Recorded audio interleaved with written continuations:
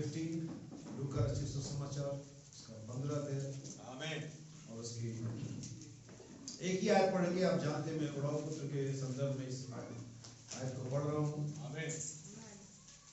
और हम सभी जानते हैं उसके बारे में, लेकिन मैं उस आयत को पढ़ूंगा जहाँ पर मैं अपना विषय ले सकूँ। Gospel of St. Luke chapter 15 verse 19, 19वीं आयत में पढ़ूंगा। अब इस योग नहीं रहा कि तेरा पुत्र कहलाऊं, मुझे अपने एक मजदूर के समान रख ले।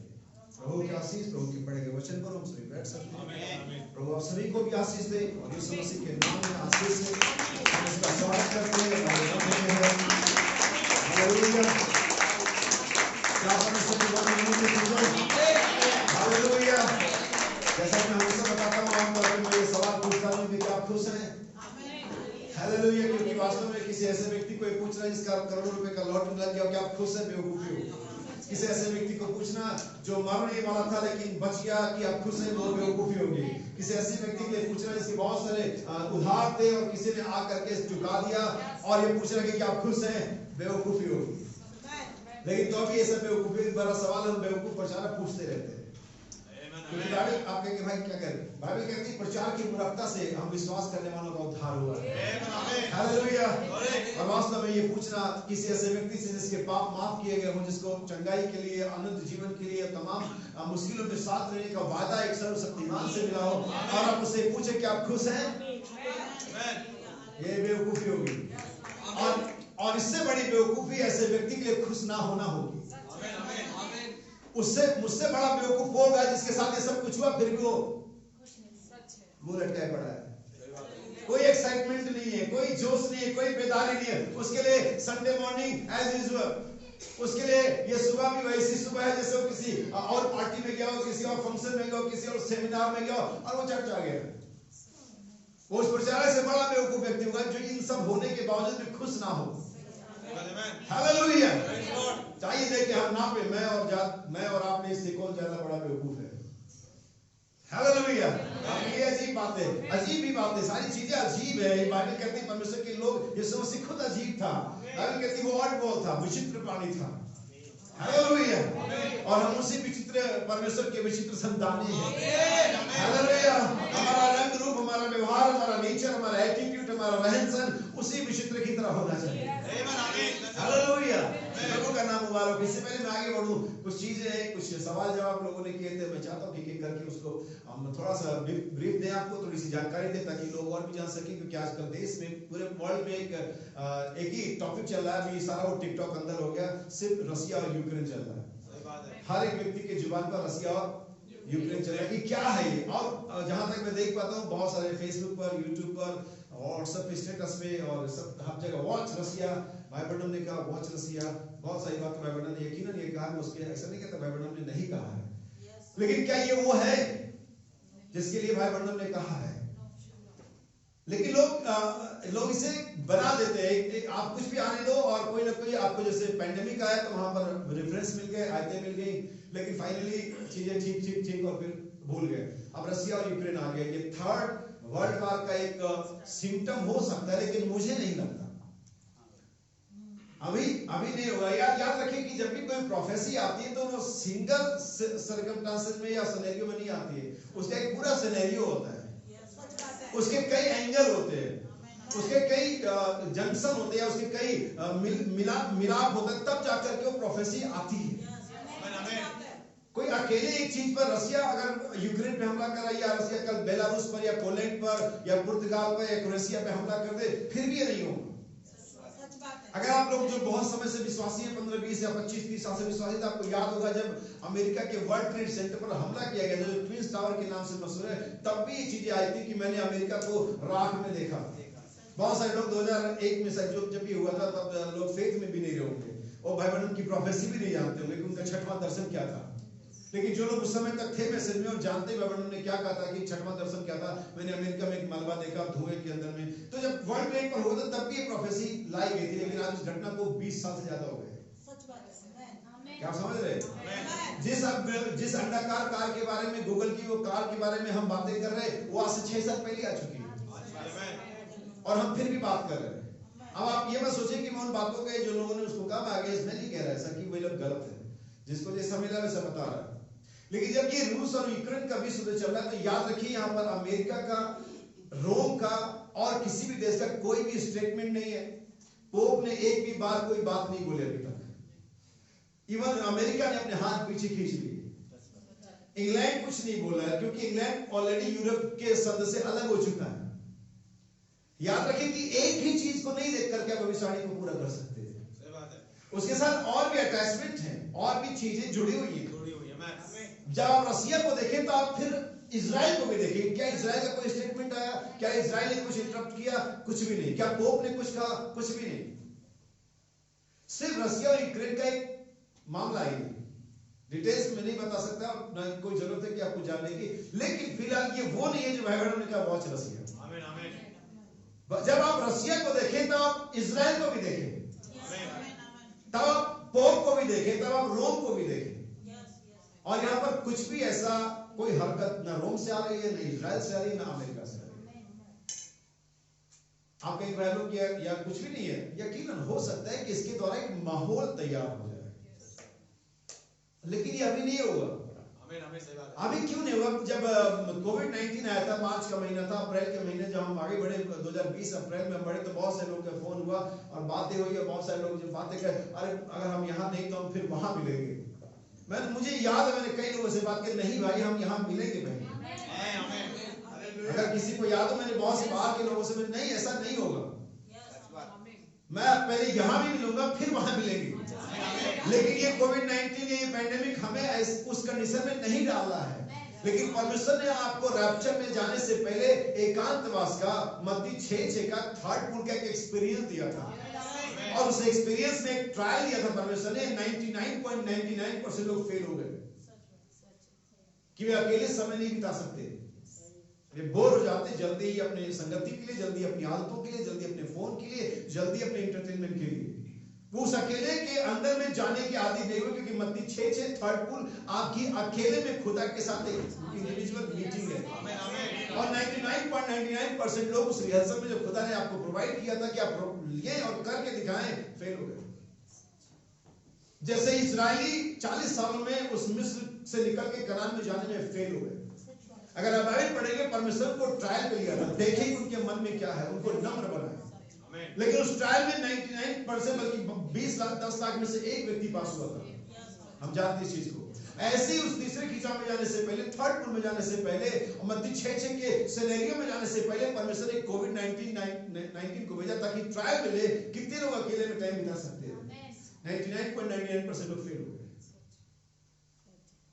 परमेश्वर ने, कोविड-19 चाइना से आया, मुझे नहीं मालूम कहां से है, लेकिन एक बात जो मुझे मालूम है, बाइबल कहती है, क्या कोई विपत्ति किसी नगर में बिना यहोवा के वजह जाएगी? एक बात जो मुझे मालूम है, वो वुहान से आया, अमेरिका से आया, मैं नहीं जानता। लेकिन एक बात जो मैं जानता हूं कि बाइबल के अनुसार परमेश्वर का परमिशन ना दे तो कोई बीमारी। सो याद रखिए कि रूस, और मुझे एक हफ्ते के पहले बात है, मेरी भाई से बात हुई, मैंने कहा ये थर्ड वर्ल्ड वॉर नहीं होगा, आप चिंता ना करें। और ठीक आक्रमण से एक दिन पहले उसका फोन आता है, भाई आप सही कह रहे थे, रूस अपनी सेना पीछे ले रहा है। अगले दिन युद्ध हो गया। अब मुझे लगा कि वो भाई खुद फोन कर, नहीं भाई तो हो गया, लेकिन उसने नहीं किया, उसे मालूम है जल्दी खत्म हो जाएगा। संधि प्रस्ताव चालू हो चुके हैं, ये जल्दी खत्म हो जाएगा। और जो लोग पूरी सिनेरियो नहीं जानते, यूक्रेन की क्या रणनीति नहीं जानते, रसिया क्या चाहता नहीं जानते, क्यों आक्रमण किया नहीं जानते, उनके लिए सिर्फ एक युद्ध है। लेकिन हम वास्तव में यहाँ पर ऐसा कुछ भी नहीं है जो आप तीसरे विश्व युद्ध को ले करके आ सके, ऐसा कुछ भी वहां पर। तो ये होगा, लेकिन धीरे धीरे चीजें आपको तैयार करेंगे, आपके माइंड को मेकअप करेंगे, आप याद रखेंगे, आप देखेंगे चीजें होती होती, और अचानक परिस्थितियां बदल जाएंगी। आमीन। अचानक परिस्थितियां बदल जाएंगी। बहुत सारे लोग इंतजार की बड़ी बड़ी घटनाएं होंगी, तभी हम जाकर के अपने घुटने पर चले जाएंगे, तभी हम और अच्छा करेंगे और हम अच्छे मसीह बन जाएंगे। ये अचानक बदल जाएगी। जब आप 19-20 मार्च 2020 को अपने घर से निकले होंगे किसी शादी में जाने के लिए, किसी टूर पे जाने के लिए, कहीं जाने के लिए, तो आपको बिल्कुल यकीन हो कि आप अगले मई तक वापस नहीं आ पाएंगे। चीजें अचानक बदल गई। ये हमारी इस मॉडर्न एज में हुआ है, हमारे इस समय के अंदर में ये चीजें अचानक बदल गई। आप ये मत सोचो कि इससे होने में बहुत समय लगेगा, मैं नहीं जानता। लेकिन आज इस युग में भी चीजें अचानक बदल सकती। परमेश्वर अभी भी सक्षम है चीजों को विदिन अ सेकंड चेंज करने के। उसने ऐसा पिछले युगों में किया है, उसने अभी हमारे समय में से किया है। हमने इसे बदलते हुए देखा, लोगों का लाइफ स्टाइल बदल गया, लोगों का जीने का तरीका बदल गया। हमें एक छोटे से अदृश्य कीड़े ने लोगों को घुटने पर ला दिया। हालेलुया। एक युद्ध, जो चीजें अभी तक हमने मैसेज नहीं सर्च किया, हम युद्ध के बारे में मैसेज में देखेंगे, पर भाई बहनों ने रशिया के बारे में कहां क्या कहा है। वो उत्तर का राजा आ रहा है, उत्तर राजा कहीं नहीं जा रहा, वो अपने पड़ोसी देश के साथ मस्ती कर रहा है बस। लेकिन जब वो फुल फॉर्म में आएगा, भाई बहनम तब कहते हैं, याद रखिए उनके पास जो मिसाइल है, भाई बहनम जब इस दुनिया में थे तब वो मिसाइल डेवलप नहीं हुई थी, लेकिन आज रशिया के पास वो मिसाइल है जो न्यूयॉर्क को पृथ्वी के नक्शे से मिटा देगा। उनकी एक मिसाइल पूरी दुनिया में किसी भी देश को खत्म करने के सामर्थ्य है। लेकिन जब वो पावर में आएगा तो याद रखिए, रोम उस बड़े अजगर के अलावा कोई उसको सह नहीं पाएगा, कोई उसका मुकाबला नहीं कर पाएगा। और तब नबी कहता, याद रखिए, आप इन साम्यवादियों से मत डरिए, जो कि रसिया है, साम्यवाद है वो। लेकिन याद रखिए, नबी कहता आप रोमनवाद से डरिए। रोमनवाद सारे बात को खा जाएगा, निगल जाएगा, सब एक ही बात में रोम के अंदर में यूनाइट हो जाएगा। वो बड़ा पशु, बड़ी मूर्ति स्टैब्लिश की जाएगी, उसमें प्राण डालने का अधिकार दिया जाएगा, तब वो देश पर कब्जा करेगा, तब WCC आकार में आएगा, तब 666 आएगा, तब आपका लेन देन प्रभावित हो जाएगा। लेकिन ये हो जाएगा और ये आपके सोचने से पहले हो जाएगा। हमें इसलिए याद रखिए कि आपको, मैं हमेशा कहता हूं, भाई बहन ने कहा रसिया को देख के, भाई बहन ने कहा रोम को देख के, भाई बहन ने कहा इजराइल को देखे, जब खोपड़ी आने लगती है। अच्छा, ये सब चीज मैं कहता हूं, इसका नेगेटिव वे, ये सब चीज आप देखो और आप तैयार नहीं हो, क्या कर लोगे, क्या हो जाएगा इससे? आप एक्यूरेट जानते हो थर्ड वर्ल्ड वॉर कब होगा, इससे क्या हो जाएगा? आप एक्यूरेट जानते हो कि रोम कब संधि करेगा, इससे क्या हो जाएगा? आप तैयार हो गया? Watch yourself. आप रसिया को मत देखो, मैं कहता हूं इजराइल को भी मत देखो। मैंने इसे बताया, तो काम 1 अध्याय 8 वचन, उन्होंने कहा क्या तू इजराइल को राज फेर देगा? यीशु ने कहा ये सायों और कालों का जाना तुम्हारा काम नहीं है। जेंटाइल चर्च, कलीसिया, नजाती कलीसिया, ये जानना है कि इजराइल कब लौटेगा, तुम्हारा काम नहीं है। ये खुदावन से और इजराइल से संबंध रखता है। तुम्हारा काम ये जानना है कि क्या तुम्हारे पास पवित्र आत्मा है। तुम्हारा काम ये जानना है क्या तुम्हारा जीवन चाल चलन सुसमाचार के योग्य है। तुम्हारा काम ये जानना है क्या तुम रैप्चर में जाने के कंडीशन में हो। तुम्हारा काम ये जानना है क्या तुम्हारा जीवन सही चल रहा है। हालेलुया। नबी कहता, नूह ने देखा कि हम लोग का रैप्चर हो गया, तो कहता भी नाव के आसपास रहना चाहिए। ओके, लेकिन मेरा सवाल उल्टा है, नूह ने, हनोक ने किसको देखा कि रैप्चर में जाना चाहिए? मैं पिन पॉइंट पे आना चाहता हूं। नूह ने हनोक को देखा, इसे तैयारी कर रही है, लेकिन सवाल ये कि हनोक ने किसको देखा? परमेश्वर के साथ चलता रहा और उठा लिया गया। आपको रसिया, इजराइल और रोम और यहाँ वहां नहीं, आपको अपने आप को देखने की, आप खुदा के साथ चल रहे हैं और नहीं चल रहे हैं। हालेलुया। ये तो मूर्ख कुंवारियां हैं, ये तो 5 मूर्ख कुंवारियां हैं, तो संस्थाएं जो आपको देख रही हैं, वो लोग जो मीटिंगों में आया करते थे, वो जो फोन किया करते थे, वो जो यीशु मसीह के नाम की बात किया करते थे, अभी वो लोग किधर चले गए? और जब वो फोन लगाएंगे, आपके घर पे जाएंगे, आप मिलेंगे नहीं, उनको लगता है ये जो कहते थे रैप्चर वो हो गया, तब वो पश्चाताप करेंगे, हो सकता है सर कटाए, हो सकता है एक्सेप्ट करे, और तभी वे समझ जाएंगे कि सच में इनका संदेश सही था। हेलो, लेकिन आप किसको देखेंगे? आपको किसी को नहीं देखना, आपको सिर्फ अपने आप को देखना है। भाई बहन ने 3 चीजों की अनवेलिंग की बात करी, प्रकटीकरण की बात करी, परमेश्वर की, शैतान की और दुल्हन की। भाई बहन कहते शैतान पहचाना गया है, शैतान इनवेल्ड हो गया है, अनवेल्ड हो गया, बेपर्दा हो गया। और भाई बहन का संदेश परमेश्वर को बेपर्दा था, unveiling of God. It means कि शैतान भी पहचाना गया है और परमेश्वर भी पहचाना गया, लेकिन एक चीज अभी भी वेद है, पर्दे में है, और वह है दुल्हन। और नबी जी दुल्हन अपने आप को पहचानेगी, रैप्चर हो जाएगा। हालेलुया। आज आपको अपने आप को पहचानने की जरूरत है। और मैं हमेशा कहता हूं, मैं बहुत पहले से चीजें बताता हूं, कारागली चर्च में बताता हूं, हम किसी म्यूजिशियन के शो में नहीं बैठे कि तालियां बजाए। तालियों से बेहतर आमीन होता है। मैं नहीं कहता आप तालियां मत बजा, लेकिन बजा सकते हो, लेकिन तालियों से बेहतर आमीन होता है। हम किसी मुशायरे में नहीं, वाह, हम किसी म्यूजिशियन के शो में नहीं, वाह उसने कबूतर का रुमाल बना दिया, रुमाल का कबूतर बना दिया, लेकिन हम परमेश्वर के वचन को सुन रहे जो हाँ और आमीन के साथ बोला। हालेलुया। आमीन। क्या समझ रहे हैं?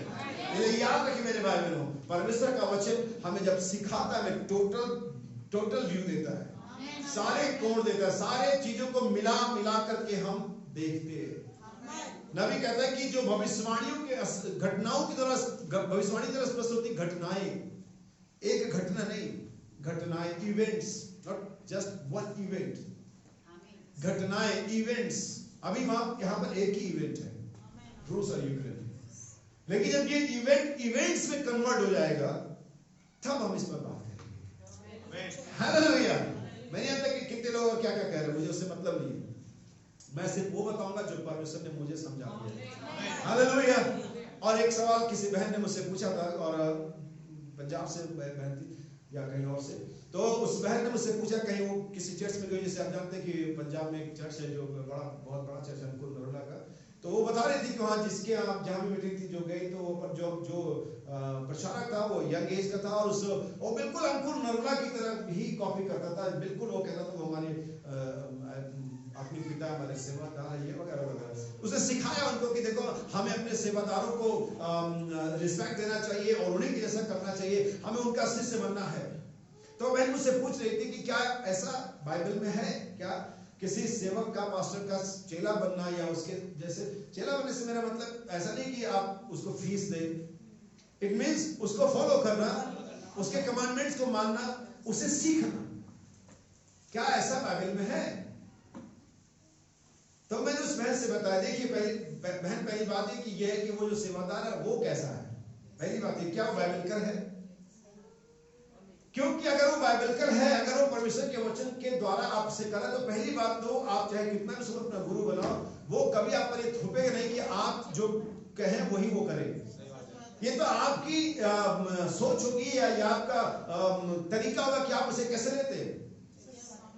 और यहाँ में बाइबल में बताया, मैंने उस बहन को बताकर, तो वो सेवादार, वो पास्टर, वो जो भी है, अगर तो बाइबलिकल है और सही राइट काइंड ऑफ माइंड में है, राइट एटीट्यूड में है, सही रिदम में है बाइबल के, आप बिल्कुल उसका चेला बन सकते हैं।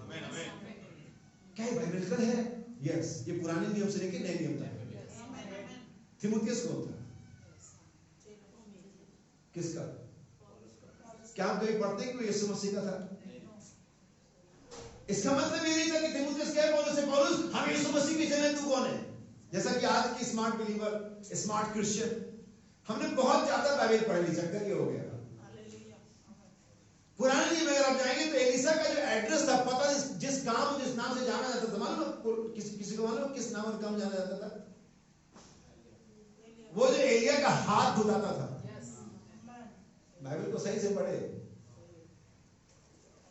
क्या तुझे पता है तेरा स्वामी, अरे हमारा स्वामी तो यीशु मसीह है, तो एलिसा का स्वामी एलिया कैसे हो गया? तेरा स्वामी, वो इस तरह से एलिया के साथ ट्रीट करता था, लगता था कि एलिया इसका स्वामी, खुदाबंद नहीं। लेकिन एलिसा जानता था कि एलिया मेरा खुदा नहीं है, एलिया जानता था कि मैं एलिसा का खुदा नहीं हूं। लेकिन आजकल ये इस स्मार्ट एज में लोगों को समझाना बहुत मुश्किल काम है। अरे हम आपके चेले नहीं है, हम तो यीशु मसीह के चेले। ओके रहो, हमें इससे कोई समस्या भी नहीं है, लेकिन तुम सीख कुछ नहीं पाओगे। और यही वजह कि हम कुछ सीख नहीं पाते, क्योंकि हम इस सिस्टम को अपने स्मार्टनेस से इग्नोर कर देते हैं। अब जानते हैं जो यहोशू था उसको भी मूसा का चेला ही कहा गया। थिमुथियुस को यीशु मसीह का चेला नहीं कहा गया, थिमुथियुस को पौलुस का चेला कहा गया। अगर आप इतिहास पढ़ते कलीसिया का, कितने लोग पॉलीकार्प को जानते हैं? और कितने लोग जानते हो किसका चेला था? एर्मियस का। पॉलीकार्प जिसको जब मारा गया, भाला मारा गया, स्पेयर मारा गया, तो उसके देखने वाले गवाह थे, उसके अंदर से कबूतर एक पिंड निकला। और आप अगर इतिहास पढ़ेंगे तो पॉलीकार्प एर्मियस का चेला था। हम ये कह सकते थे कि पॉलीकार्प को एर्मियस का चेला क्यों बना? क्या पॉलीकार्प एर्मियस का चेला होने नाते खुदावंद यीशु मसीह का चेला नहीं था? ये आपकी समझने की शक्ति है कि आप किस तरह से चीजों को समझते हैं। क्या पास्टर को कॉपी करना, चेला होना गलत है? यस, बिल्कुल भी गलत नहीं है। बाइबल का रहिए, अपने अगुओं के अधीन रहो, बाइबल ध्यान सुन के चाल चल का अनुसरण करो। जबकि गवाहों का ऐसा बड़ा बादल में घेरे में गवाह कौन है? उस गवाहों में एलिया है, मूसा है, दाऊद है, पौलुस है, पतरस। तो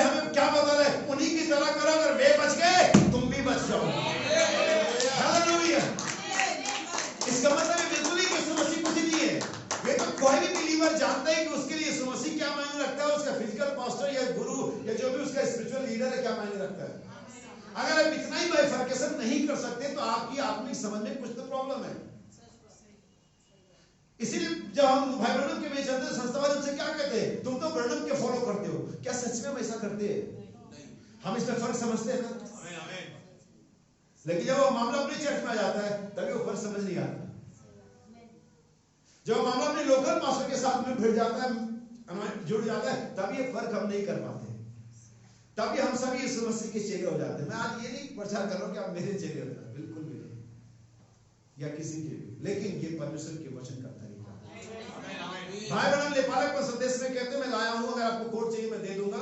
भाई ब्रनम कहते हैं कोई व्यक्ति का दावा, मैंने फिर समझे बताया, अगर कोई दावा करता है तो पहले परखें कि वो व्यक्ति दावा जो कर रहा है वो सही और नहीं है, और अगर तो सही है आप उसके साथ चलिए।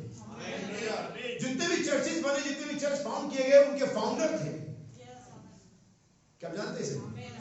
हमारी चर्च का जो एकमात्र कलीसिया जिसका हम विश्वास करें, अपॉस्टलिक चर्च, जिसका फाउंडेशन पेंटेकोस्ट के दिन पर, इसका फाउंडर स्वयं पवित्र आत्मा था। लेकिन याद रखिए, पवित्र आत्मा को हवा में कभी फॉलो नहीं कर पाएंगे। पवित्र आत्मा ने कलीसिया में लोगों को एस्टेब्लिश किया, 5 फोल्ड मिनिस्ट्री को रखा, पास्टर रखा, प्रॉफिट रखा, टीचर रखा और पास्टर रखा, और उसमें अपॉइंट किया उसने, और तब कलीसिया वहां पर आगे बढ़ सकती है। ये सारी चीजें, ये सारे सिनेरियो अगर आप अभी भी नहीं समझ पाए तो आप पर्सन उसे बातचीत करिए, मैं आपको समझाऊंगा ये चीजें कैसे की जा सकती है, ये इन चीजों को कैसे एक्टिव किया जाए, ये कैसे यीशु मसीह का चेला और ये जो आपके पास लोकल पास्टर है उसका चेले में क्या फर्क है, कैसे हुआ जा सकता है। क्योंकि हम इसे कोई इनकार नहीं करेगा कि पोलीकार्प और तीमुथियुस गलत थे। क्या हम ये कहना चाहेंगे कि पोलीकार्प और तीमुथियुस गलत थे? क्या हम उन्हीं की तरह नहीं बनना चाहेंगे? अगर वे गलत होते तो क्यों कर बाइबल में और इतिहास में उनका नाम होता, क्यों कर बाइबल में उसके बारे में, सॉरी पोलीकार्प शायद मेरे ख्याल से यूहन्ना का चेला था, जहां तक मैं करेक्ट सोच पा रहा हूं, शायद वो यूहन्ना का चेला था। याद रखिए इन चीजों को, इन चीजों का महत्व है। लेकिन अगर वो व्यक्ति बाइबल का नहीं है, उसके दावे गलत है, वो बाइबल के अनुसार टीचिंग नहीं देता, जितनी जल्दी अलग हो सके अलग हो जाए। देर मत करिए, सोचिए मत, प्लान मत बनाइए, जितनी जल्दी अलग हो सके अलग हो जाए, अगर वो व्यक्ति बाइबल का नहीं है। हमें क्या मेरी बात समझ पाए? सो दो चीजें थी जिनके बारे में लोग सवाल जवाब कर रहे थे, पूछना चाह रहे थे, और इन दोनों चीजों को जहां तक प्रभु ने मुझे समझ दी, मैंने आपके सामने रखा कि यूक्रेन और रशिया का क्या विवाद है, और यहाँ पर उस बहन ने पूछा, तो मैं सोचता हूँ कि हमें भी, हम सभी को जानना चाहिए, और इस संदेश के द्वारा, इस मीटिंग के द्वारा सभी और लोग इन चीजों को जाने, क्योंकि हर एंड टाइम मैसेज की ऑलमोस्ट कलीसिया में प्रॉब्लम रहती है। लेकिन मैंने वे कलीसिया में देखी जो अपने पास्टर को बखूबी फॉलो करते हैं, और उसके लिए कई बार, हालांकि मैं नहीं कहता, लेकिन कई बार उनके पास्टर की बात परमेश्वर की वजह से भी ऊपर होती है। लेकिन ना मैं ऐसा चाहता हूं, ना मैंने ऐसा कभी सिखाया। आपके लिए परमेश्वर का वचन ही फाइनल हो, एब्सोल्यूट हो, और अगर आपका पास्टर उस रिदम और लय में है, स्टे विथ योर पास्टर।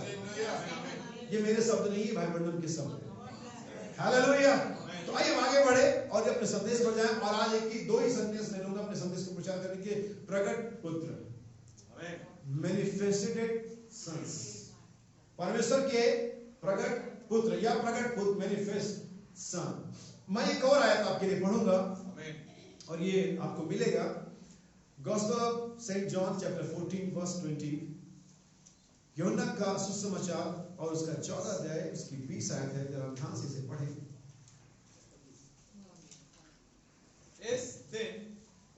उस दिन याद रखिए, यहाँ पर एक काल नहीं है, या कई बार हम ये बातें कहते हैं, अरे भाई एक दिन तो पता चलेगा, तब जब ये कहते हैं एक दिन पता, तो हमारे पास कोई सर्टेन टाइम नहीं होता है। हो सकता है वो एक दिन अगले दिन ही आ जाए, और हो सकता है एक दिन 6 महीने बाद आए, लेकिन जब यहाँ पर बाइबल बात है उस दिन, तब यहाँ पर एक सर्टेन एज है, एक सही समय क्रम है। उस दिन, किसी भी दिन, किसी भी युग नहीं, लेकिन उस दिन, जैसे हम कहते हैं एक दिन तुम्हें पता चलेगा, तो एक दिन कभी हो सकता है, हम नहीं जान रहे होते, हम तो बस कह देते। लेकिन जब यीशु मसीह बाइबल कह रही, यहाँ ऐसा नहीं है, क्योंकि बाइबल अगर कुछ बात कहती है तो उसके बारे में परमेश्वर ने जगत को पहले सोचा होता है, और सारे कालक्रम को, जिसे हम कहते हैं डिस्पेंसेशन ऑफ द टाइम, समयों का प्रबंध परमेश्वर ने तय किया होता है। अभी हम देखेंगे, आएंगे वहां पर, लेकिन अब पहले सर्टेन सेंटेंस को समझने, जानने के क्या बाइबल के हर एक आयत में, हर एक शब्द में, हर एक कॉमा में एक बड़ा मिस्ट्री है। क्यों कर यीशु मसीह ने जब लूका का सुसमाचार का 61 अध्याय पढ़ा तो क्यों पार्ट ए पढ़ा पार्ट बी छोड़ दिया? जरूरत था वहां। सो ये उस दिन और ये वो दिन जिसके बारे में यीशु मसीह बातें कर रहा है, मैं सोचता हूं कि हम उन दिनों में आप पहुंचे हैं। कुछ दिन 2 दिन पहले मेरी भाई से, पाकिस्तान के भाई से बातचीत चल रही थी और उसने मुझसे बहुत सारी चीजें पूछी कि भाई बर्नम ने कहा कि हनोक 500 साल चलता रहा, बाइबल में लिखा 365 साल, 300 साल तक चलता रहा। तो आप कंफ्यूज जाएंगे और कहेंगे भाई बर्नम ने ऐसा कैसे किया? लेकिन आपको कंफ्यूज जरूर नहीं है। अगर आप पूरे पैटर्न को पढ़ेंगे, जैसे और लोगों का समय लिखा गया वैसे हनोक का नहीं लिखा गया, वैसे और लोगों का लिखा गया वैसे हनोक का नहीं लिखा गया। इसलिए भाई बर्नम ने बिल्कुल ठीक कहा। और मैं जब पंजाब में मीटिंग में था लास्ट टाइम तो मैंने भी 500 साल बोला। एक भाई का पंजाब से बोला, भाई जी आपने 500 साल बोला, बाइबल में तो 300 साल लिखा हुआ। मैंने कहा ओके ब्रदर, सॉरी भाई, मिस्टेक बोल दिया होगा। अब उससे मैं डिस्कस नहीं कर सकता था क्योंकि वो बाइबल में पढ़ रहा है, लेकिन वो बाइबल के अंदर में जो लिखा है उसकी लाइनों के बीच में नहीं पढ़ पा रहा है। इसलिए आप प्रकाशन पर डिस्कस ना करें, डिबेट ना करें। आप डिबेट करना है तो लिखे हुए अक्षरों पर कर सकते, प्रकाशन पर डिबेट नहीं, जाने दो उसको और उसको वही समझने जो वो समझना चाह रहा है। हमें लेकिन तब उस भाई ने भी संदेश सुना पाकिस्तान से, उसने मैंने फोन आया, फिर मैंने उससे बातचीत करी। मैंने उसको एक सिंपल शब्द समझाया, नूह कितने समय का था, नूह का कुल अवस्था कितना था। लेकिन आप जानते हैं नूह के दिनों की घटना, जो नूह के दिन कहे जाते हैं वो कितने दिनों के? 120 साल, जस्ट 120 इयर्स। नूह 500 साल का होने दो, लेकिन उसके दिन को जो गिने जाएंगे वो 120 साल गिने जाएंगे। नूह के दिनों की घटना, उसके 550 दिनों को नहीं काउंट किया जाए। क्यों? क्योंकि उन 550 सालों में परमेश्वर का कोई एक्टिवेशन, कोई कार्य, कोई मतलब नहीं था। वो नूह के अपने दिन थे, लेकिन जिन दिनों में परमेश्वर के साथ काम किया वे दिन 120 साल। क्या समझ पाए? ऐसे ही परमेश्वर आपके सारे समयों को नहीं गिनता है। परमेश्वर उन समयों को काउंट करता है या महत्व देता है, हाईलाइट करता है जिनमें परमेश्वर ने आपके साथ कार्य किया होगा। इसलिए हनोक 300 साल, उसने कहा उसके हिसाब से तो 365 यहां लिखा हुआ है और 500 साल नबी ने कहा 365 साल हो गए, सॉरी 865 साल। उससे बोला भाई बर्नम इसका मतलब कि हनोक 865 साल। मैंने कहा नहीं भाई जी, आप सही से पढ़िए। हनोक 65 वर्ष का हुआ तत्पश्चात, तो पहले 65 साल तक निकाल ही दे।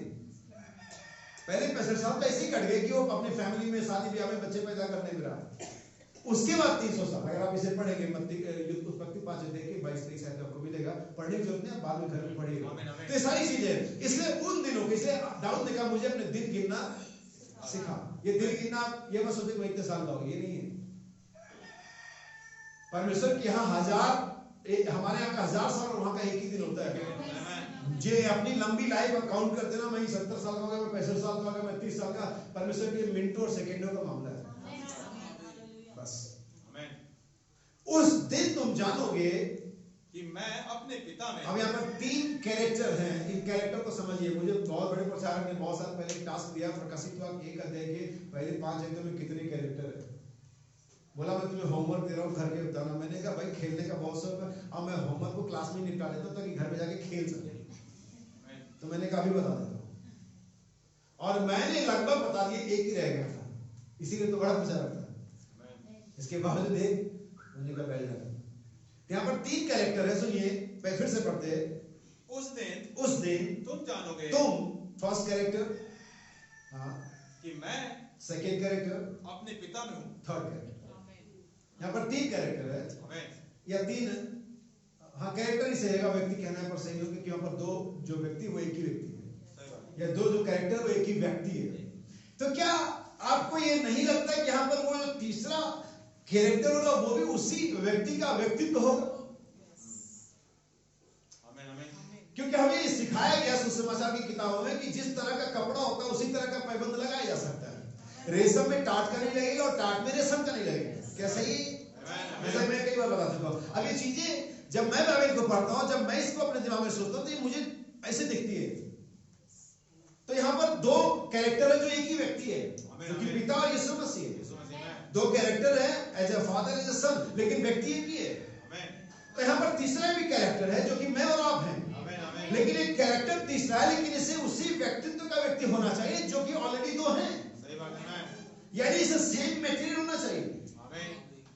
इन तीनों कैरेक्टर को पहले समझ लीजिए। इसीलिए मेरा सब्जेक्ट है प्रगट पुत्र।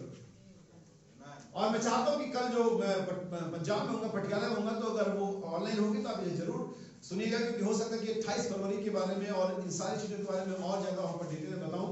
जैसा कि कल 28 फरवरी फिर से आ गया, और एक 28 फरवरी 1963 में था जब हमारे भाई बहन को राजा की तलवार मिली वगैरह वगैरह, तो हम डिटेल में कर लेंगे। सो यहाँ पर ये समझ उस दिन, ये दिन कौन से, ये भी हम जानेंगे। और उस दिन तुम, वो ये तुम कौन है? क्या ये तुम हम हैं? हो सकते हैं, और अगर हम हैं तो कैसे? उस दिन तुम जानोगे क्या कि मैं, यानी कि वहां पर जो वर्तमान समय का प्रकट वचन था, देहधारी वचन था, वो आत्मा जो देह में कार्य करता, कि मैं पिता में, जो कि अनंत आत्मा है, जो कि इनविजिबल गॉड है, जो कि ऑलमाइटी गॉड है, मैं उस पिता में और पिता मुझ में।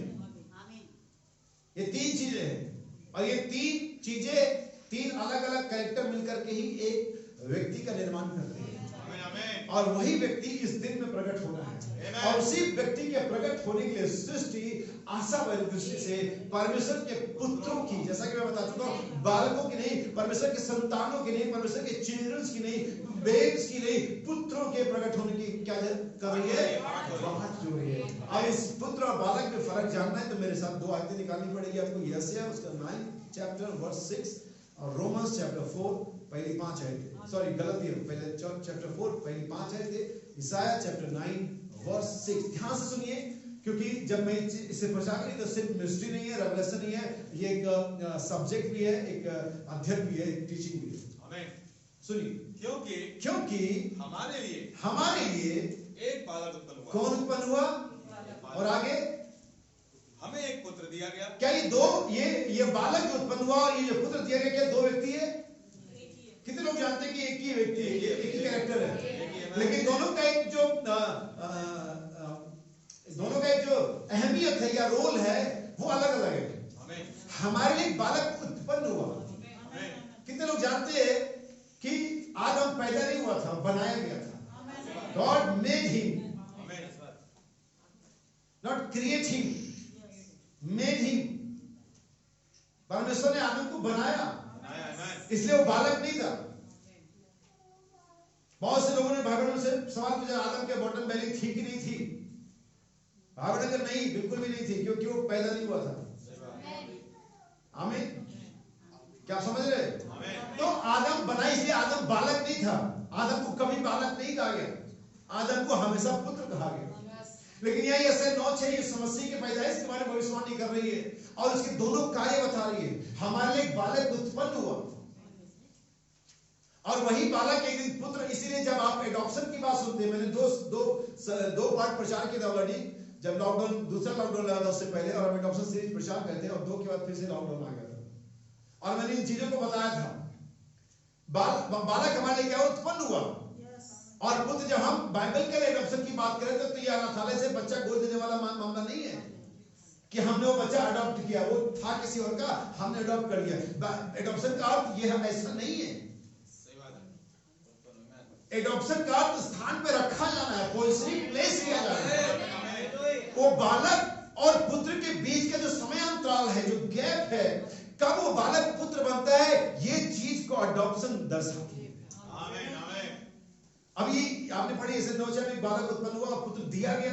पुत्र उत्पन्न नहीं हुआ, परमेश्वर ने जगत से ऐसा प्रेम रखा कि अपना इकलौता पुत्र दे दिया। यह है बाइबल का मिलान। पुत्र दिया गया, और यूहन्ना 3:16 कहती है, हाँ उसने दिया। लेकिन जो बालक उत्पन्न हुआ था मरियम के कोख से हुआ था। उसने अपनी मांसल भाग, अपना मटेरियल चीज, अपना एलिमेंट, जो फिजिकल एलिमेंट्स है, वो मरियम से लिया था। लेकिन जो पुत्र कलवरी पर मरा, वो मरियम का बालक नहीं था, पुत्र नहीं था, वो यीशु मसीह परमेश्वर का पुत्र था, कि परमेश्वर ने इकलौते पुत्र को दे दिया। आमीन। अब आइए गलतियां 4 अध्याय के अंदर में, ताकि आप उस समय के अंतराल को समझे कि जब बालक पुत्र के रूप में आता है। सुनिए, गलतियां 4 उसकी पहली ऐसे ही पढ़े। मैं ये कहता हूं कि वारिस जब तक बालक है। कौन वारिस? क्या विश्वास करते हैं क्या वारिस है पृथ्वी के? ये चीजें इतनी किसी और कलीसिया में, किसी और जगह में प्रचार कर रहा होता तो लोग बड़ा एंजॉय कर रहे होते। अब मैं आप पर ब्लेम नहीं लगा रहा हूं, लेकिन ऐसा ही है। आमीन। मैं तुमसे कहता हूं कि वारिस जब तक बालक है, हाँ, यद्यपि सब वस्तुओं का स्वामी है, यद्यपि सब वस्तुओं का स्वामी है, तो भी उसमें और दास में कोई भेद नहीं। बस करें, उसमें और दास में कोई भेद किसमें? वो पुत्र जब तक बालक है। जैसा कि मैंने अपने एग्जांपल के सारे जो मैं कई बार बताता रहता हूं कि एक बालक की बहुत सारी हरकतें होती हैं और लोग कई बार ये कहते हुए चलो बच्चा है छोड़ दियो, लेकिन जब वही हरकतें एक मैच्योर व्यक्ति करता है तभी लोग के दिमाग में स्ट्राइक करता नहीं, ऐसा नहीं करना चाहिए उसे। सही बात है। यानी कि बालकपन की गलती तो माफ हो जाएगी, लेकिन मैच्योरिटी में जब आप आते हैं, इसलिए मैं हमेशा बपतिस्मा देते समय लोगों को बताता हूं, जब से मैंने बपतिस्मा देना शुरू किया है, मैं बताता हूं आज तक अगर आपने कुछ भी गलत किया होगा तो लोग आपकी फैमिली की, आपकी मम्मी पापा की बदनामी करेंगे। और देखो फलाना का बेटा, फलाने की बेटी ऐसा करती है। लेकिन बपतिस्मा के बाद लोग हर एक ही बात कहते हैं, मसीह होकर के विश्वासियों को ऐसा करते हैं। वो एक ही दिन में उनका एड्रेस चेंज हो जाता है। एक ही दिन में वो कहते नहीं कि फलाना का बेटी, फलाना का बेटा, फलाने की पत्नी, फलाना का पति ऐसे काम करते हैं। एक ही दिन में बपतिस्मा लेती है, शैतान समझ जाता है अभी इसको इलेगेशन इसके माँ बाप को मत दो, क्योंकि अभी उनका बेटा है भी नहीं, अभी इसका दोस्त इसके आत्मिक बाप पर दो। एक मसीह कैसा करता है, क्योंकि आपकी पहचान, आपका जो कनेक्शन है वो खुदावंत के साथ जुड़ जाता है। और वास्तव में शैतान के लिए बड़ी निंदा की बात है, लेकिन हमारे लिए बड़ी सौभाग्य की बात है। हालेलुया। कि परमेश्वर के चाहे कुछ भी हो, लेकिन मेरा जो आइडेंटिफिकेशन है, जो मेरा पहचान है, चाहे मैं अच्छा हूं और चाहे मैं बुरा हूं, परमेश्वर के पुत्र के तौर पर है। हालेलुया। मैं गलत भी करूं तो मसीह होकर मैं मसीह हूं। गलतियां तुम काउंट करते हो, अच्छाइयां वो काउंट करता है। गलतियां तुम देखते हो, लेकिन रिपेंट खुदावंत देखता है। लेकिन मेरा काउंट, मेरा नंबर, मेरी पहचान परमेश्वर के पुत्र के रूप में ही होती है। इसलिए अगर कोई निंदा करे तो इससे बहक मत जाने से डिसअपॉइंट मत होना। परमेश्वर का धन्यवाद हो, मैं इस गलती के लिए माफी मांगता हूं। शैतान गलतियां गिनता रहेगा, खुदावंत माफियां गिनता रहेगा। हमें जिसको जो गिनना गिनने दो। लेकिन अगर आप माफी नहीं मांगी तो फिर गलती है, तो फिर एक दिन एक कच्चा चिट्ठा की किताब खुलेगी, फिर आप कुछ नहीं कर पाएंगे। लेकिन जब भी गलती करें, जो यहाँ है जो सुनेंगे, जब भी कोई गलती करे उसका रिपेंट करें। चर्च जाना रिपेंट होना नहीं होता है, फिर से ज्वाइंट हो जाना रिपेंट होना नहीं होता है। Repent is repent. आमीन आमीन। हालेलुया। फिर से पढ़ते हैं। मैं ये कहता हूं कि वारिस जब तक बालक है, यद्यपि सब वस्तुओं का स्वामी है, ठीक है, तो भी उसमें और दास में कोई भेद नहीं। ठीक है। परंतु पिता के ठहराए हुए, अब यहाँ पर फिर से एक समय का आता है, सब जिक्र आता है, डिस्पेंसेशन ऑफ टाइम। तो भी पिता के ठहराए हुए समय तक, इस समय के प्रबंध को अगर आप समझ जाएंगे आज सुबह में, तो आपके लिए चीज आसान हो जाएगी। और ये आप तभी समझ पाएंगे जब आपका ध्यान वचन पर केंद्रित हो, जब आप ये सुनने के लिए उत्सुक हो, जागरूक हो कि क्या आज वचन आ रहा है, क्या ये मेरे जीवन में, क्या इसका महत्व है, क्या संबंध है इसका मेरे साथ। जैसा कि यीशु ने कहा उस दिन, कभी भी नहीं, किसी भी दिन नहीं, उस दिन एक समय, एक सर्टेन टाइम, और यहां पर भी एक सर्टेन टाइम के बारे में बात करी जा रही है। और अभी मैं संदेश की कोर्स नहीं पढ़ूंगा आपके लिए। और पिता के ठहराए हुए समय तक, फिर से इस पिता वाले आयत को पढ़ते हैं। परंतु पिता के ठहराए हुए समय तक संरक्षणों और प्रबंधकों के वश में रहता है। अब ये जो रूल रेगुलेशन है, ये व्यवस्था है, ये लॉ है, ये कलीसिया का प्रबंध है, ये सीओडी है। जैसे कि हम बच्चों को घर में तो कैसे भी खाना खाए, कैसे भी बात करें, लेकिन अभी किसी मीटिंग में, सेमिनार में, मीटिंग में लेकर आते हैं, हम उनको प्रबंध देते हैं, बेटा वहां नहीं, हाँ, क्योंकि उनको प्रबंध में ये क्या है, ये रूल्स रेगुलेशन है, प्रबंध है, लेकिन वो अभी बालक है। समझ में आ रही बात? ऐसे ही परमेश्वर ने हमें व्यवस्था दी हुई है, सीओडी दी हुई है, लॉ दिया हुआ है, तौरा दिया हुआ है, कायदे कानून दिए हुए, ये नहीं करना, वो नहीं करना, ऐसा करो, वैसा करो, टाइम से, ये सब बातें ठीक है। और ये सब बातें उन पर लागू होती है जो बच्चे हैं, लेकिन ये बातें उन पर लागू नहीं होती जो पुत्र है, क्योंकि पुत्र आप ही जानते हो उसे क्या करना है। एक व्यक्ति, एक मैच्योर व्यक्ति, एक पढ़ा लिखा व्यक्ति सारे रूल रेगुलेशन जानता है। हालेलुया। इसीलिए एक बालक पर से पुत्र की अवस्था में आप कहां पर हैं? आप बालक है, 6 महीने वाले हैं, या साल भर वाले हैं, या 3 महीने की, आपका रूप बदलता रहता है, या आप थोड़े से अभी थोड़े से बाल अवस्था में चले गए और आप थोड़े से 7 साल 8 साल में जहां पर थोड़ा आप शर्म महसूस करने लगते हैं, थोड़ी सी आपको रिस्पेक्ट की और डिसरिस्पेक्ट की फीलिंग आने लगती है। 5-6 साल पहले ये नहीं आता है, कुछ भी बोलो उनको कोई फर्क नहीं पड़ता। तो अभी आप देखिए कि अब किस अवस्था में चेहरे बदल रहे हैं, या आपको कोई फीलिंग नहीं होती क्या अच्छा है क्या बुरा है, कौन जिद कर रहे कौन नहीं, वो या आप थोड़े से अभी लगने लगा है अभी थोड़ा कपड़ा पहन लेना चाहिए, अभी उन्होंने मुझे डांट दिया, या आप टीनेजर में आ गए, क्या वो दिन दुनिया से मतलब नहीं, मम्मी क्या कर रही पापा क्या कर रहे मतलब नहीं, सामान में क्या, आप अपनी ही मस्ती में लगे पड़े। ये टीनेजर होते जो अपनी धुन में रहते हैं, इनकी अपनी धुन रहती है, दुनिया में घर में पड़ोस में क्या हो रहा है उनको कोई परवाह नहीं है। या आप थोड़े और जवान अवस्था में आ गए कि आप थोड़ा चिंता करने लगे भविष्य के बारे में। तो ये आपकी कंडीशन है, बालकपन से पुत्र के चलने पूरा एक सफर है। अब आज इस सुबह में आप ये सोचिए कि आप सफर के किस पड़ाव में हैं, सफर के किस पड़ाव में है। पिता की ठहराए हुए समय तक वो शिक्षकों के अधीन रहता है, वश में रहता है। वैसे ही हम भी जब बालक थे, कब थे बालक। याद रखिए यहां पर हमारे बचपन की बात नहीं की जा रही है, हमारे मसीही अवस्था की बात की जा रही है। वैसे ही हम जब बालक थे, कब हम बालक थे, जब बपतिस्मा लिया नहीं, हो सकता है आज भी हो, जबकि बपतिस्मा लिए हुए 25-30 साल हो गए, हो सकता है आज भी बालक हो, जिन्हें डंडों से हाँकना पड़ता हो, जिन्हें रूल से रेगुलेशन सिखाने पड़ते हो, जो बात सुनकर के अनसुनी कर देते हो। आप 30 साल हो गए, इसका मतलब ये नहीं कि आप बड़े हो गए। आप कहीं भाई हेलो समझाओ, ठीक है मैं समझाता हूं। ये संदेश है फासला ब्रिज मैसेज, पेज नंबर 140 है। ये ध्यान से सुनिएगा, मैं आज आपको बालक से और पुत्र के बीच में फर्क बता देता हूं। और याद रखिए जो बालक और पुत्र सेम पर्सन है। यस नो 6 के अकॉर्डिंग ये बालक और पुत्र सेम पर्सन है। गलतियों 4 के अनुसार बालक और ये जो वारिस है सेम पर्सन है, लेकिन यहाँ पर जो चीज बदल रही है जिसको मार्क करना वो है कंडीशन।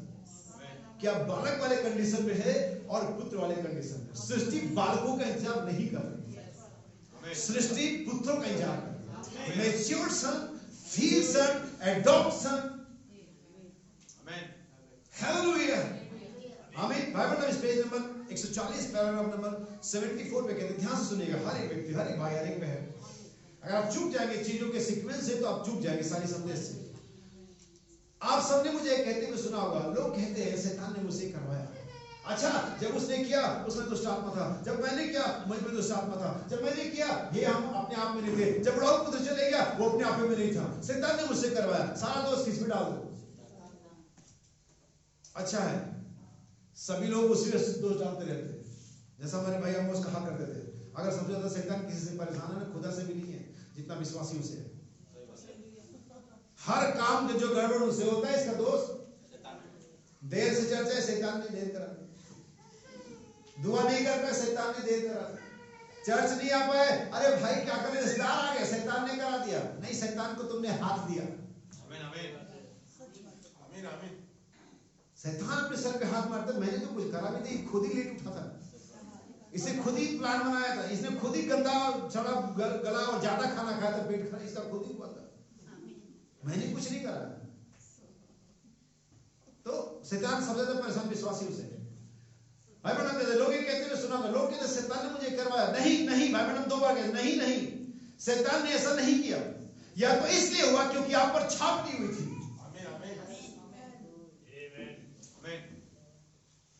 आप बच्चे, इसलिए शैतान इसे, जैसे बच्चों को कोई भी व्यक्ति टॉफी दे करके हो सके उसके पास 500 का नोट हो और 10 का नोट दे करके 500 का नोट ले दे। पहले ऐसा हुआ तो बच्चे 500 10 के नोट में फर्क नहीं, उनको मानो ये 10 वाले से चिप्स मिल जाता है, 500 वाली का कुछ पता नहीं, आइडिया नहीं, उनको मानो ये 10 वाले से तो मिल जाता है। हालेलुया। ऐसे मसीही बच्चे होते हैं, शैतान में बरगला लेता है, उनको समझ नहीं आती क्या कर रहे हैं, क्योंकि जो उनका दिमाग में चल रहा होता है वही चीज को वो फॉलो करते हैं, उसी चीज को सही मान लेते हैं। बाइबल कहते हैं नहीं, ऐसा नहीं है।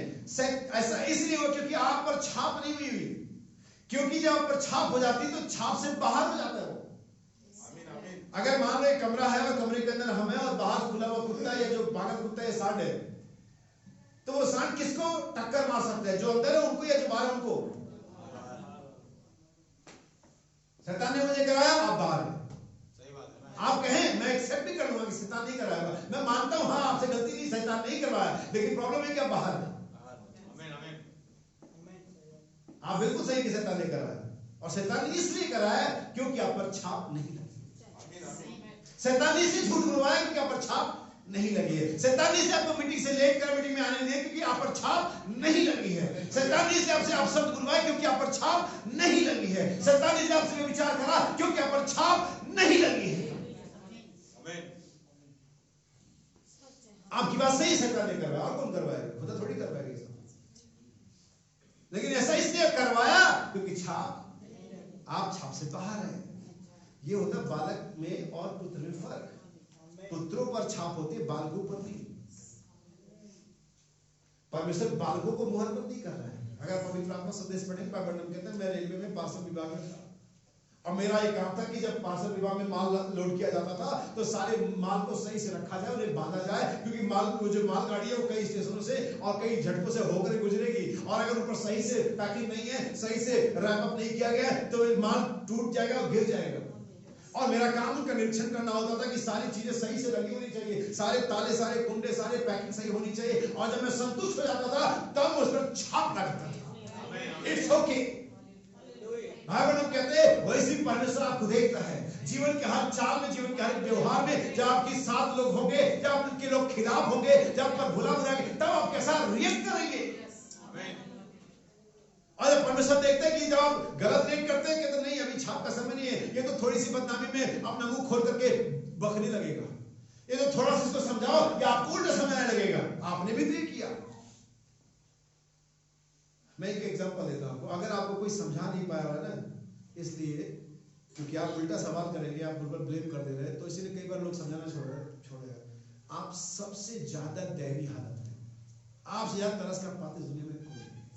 एक इमेज आप लोग देखोगे वो सोशल मीडिया में, एक चीते के सर किसी बर्तन में फंस गया था। कितने लोग देखे कभी चीते? लोग कह रहे हैं हम बचाना तो चाह रहे हैं, लेकिन मुश्किल है कि बचते फिर हमें काटेगा। आपका व्यवहार आपको इसी कंडीशन में डाल देगा। हम उसके सर से, गर्दन से बर्तन तो निकाल दें, लेकिन निकालने के बाद होगा क्या, इसकी कोई गारंटी है? अगर वही बाल्टी किसी हिरण की लगी होती तो हम निकाल देते, अगर वही बाल्टी किसी भेड़ बकरी की लगी हम निकाल देते, लेकिन मुश्किल है कि वो चीते के ऊपर है, हम निकाले, पता चला हमें भी फाड़ खाया। भाई ठीक है, तू बाल्टी के साथ रहे, तू व्यभिचार के साथ रहे, तू झूठ के साथ रहे, तू गहने, व्यभिचार, जीन्स और गतिवारों के साथ रहे, क्योंकि हम नहीं चाहते तो हमें ही काट खाए। हम तेरी मदद तो करना चाहे, लेकिन तेरा अपना नेचर हमें रोक रहे, हम तेरी मदद करें।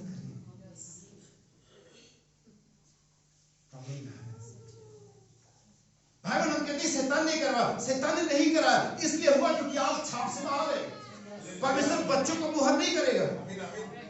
और बच्चों में अब ये बाइबल का कोड हो गया, आइए मैं बाइबल का कोड दूं और मैं दिखाऊं एक बाप और एक पुत्र में कितना फर्क होता है, जबकि दोनों कैरेक्टर बाइबल में मिलेंगे। एक मैच्योरिटी, एक सोल के साथ सोचना और एक दिमाग के साथ सोचने में कितना फर्क होता है। बच्चे हमेशा दिमाग से सोचते हैं। अच्छा अगर कोई खाना बना, कोई डिश बनी है, कोई कम है ज्यादा है, और बच्चे थोड़ा सा चालबाजी करके मम्मी पापा का भी ले लेते हैं, जबकि ये नहीं जानते कि मम्मी पापा ने सिचुएशन ऐसी क्रिएट करी कि वो ले ले। बेवकूफ बच्चे, वो सोचते हैं कि हमने ज्यादा मिल गया, हमने चला के मम्मी वाला मिल गया, पापा लोगों ने क्रिएट किया इसे। अब जितने माँ बाप समझते होंगे, वो माँ बाप चाहते हैं कि खा ले। बच्चे हमारे स्मार्टनेस, मैंने देखा अब हमने क्रिएट किया थी किसी तुमने, तुम्हारे बाप हैं, हम जितने भी है नहीं, तो बाप बेटे में फर्क दिखाता हूं। पढ़ेंगे पहले नीति वचन उसका 30 अध्याय 7 वचन, प्रोवर्ब्स चैप्टर 30 वर्स 7। सुनिए यहाँ पर एक, अब यहाँ पर बेटा है, ये कौन, किसने लिखा है? सुलेमान, wisest man in the world ever, दुनिया का सबसे बुद्धिमान व्यक्ति जो कभी हुआ। सुनिए क्या कहता है, मैंने तुझसे 2 बार मांगे, कितने मांगे? क्या क्या?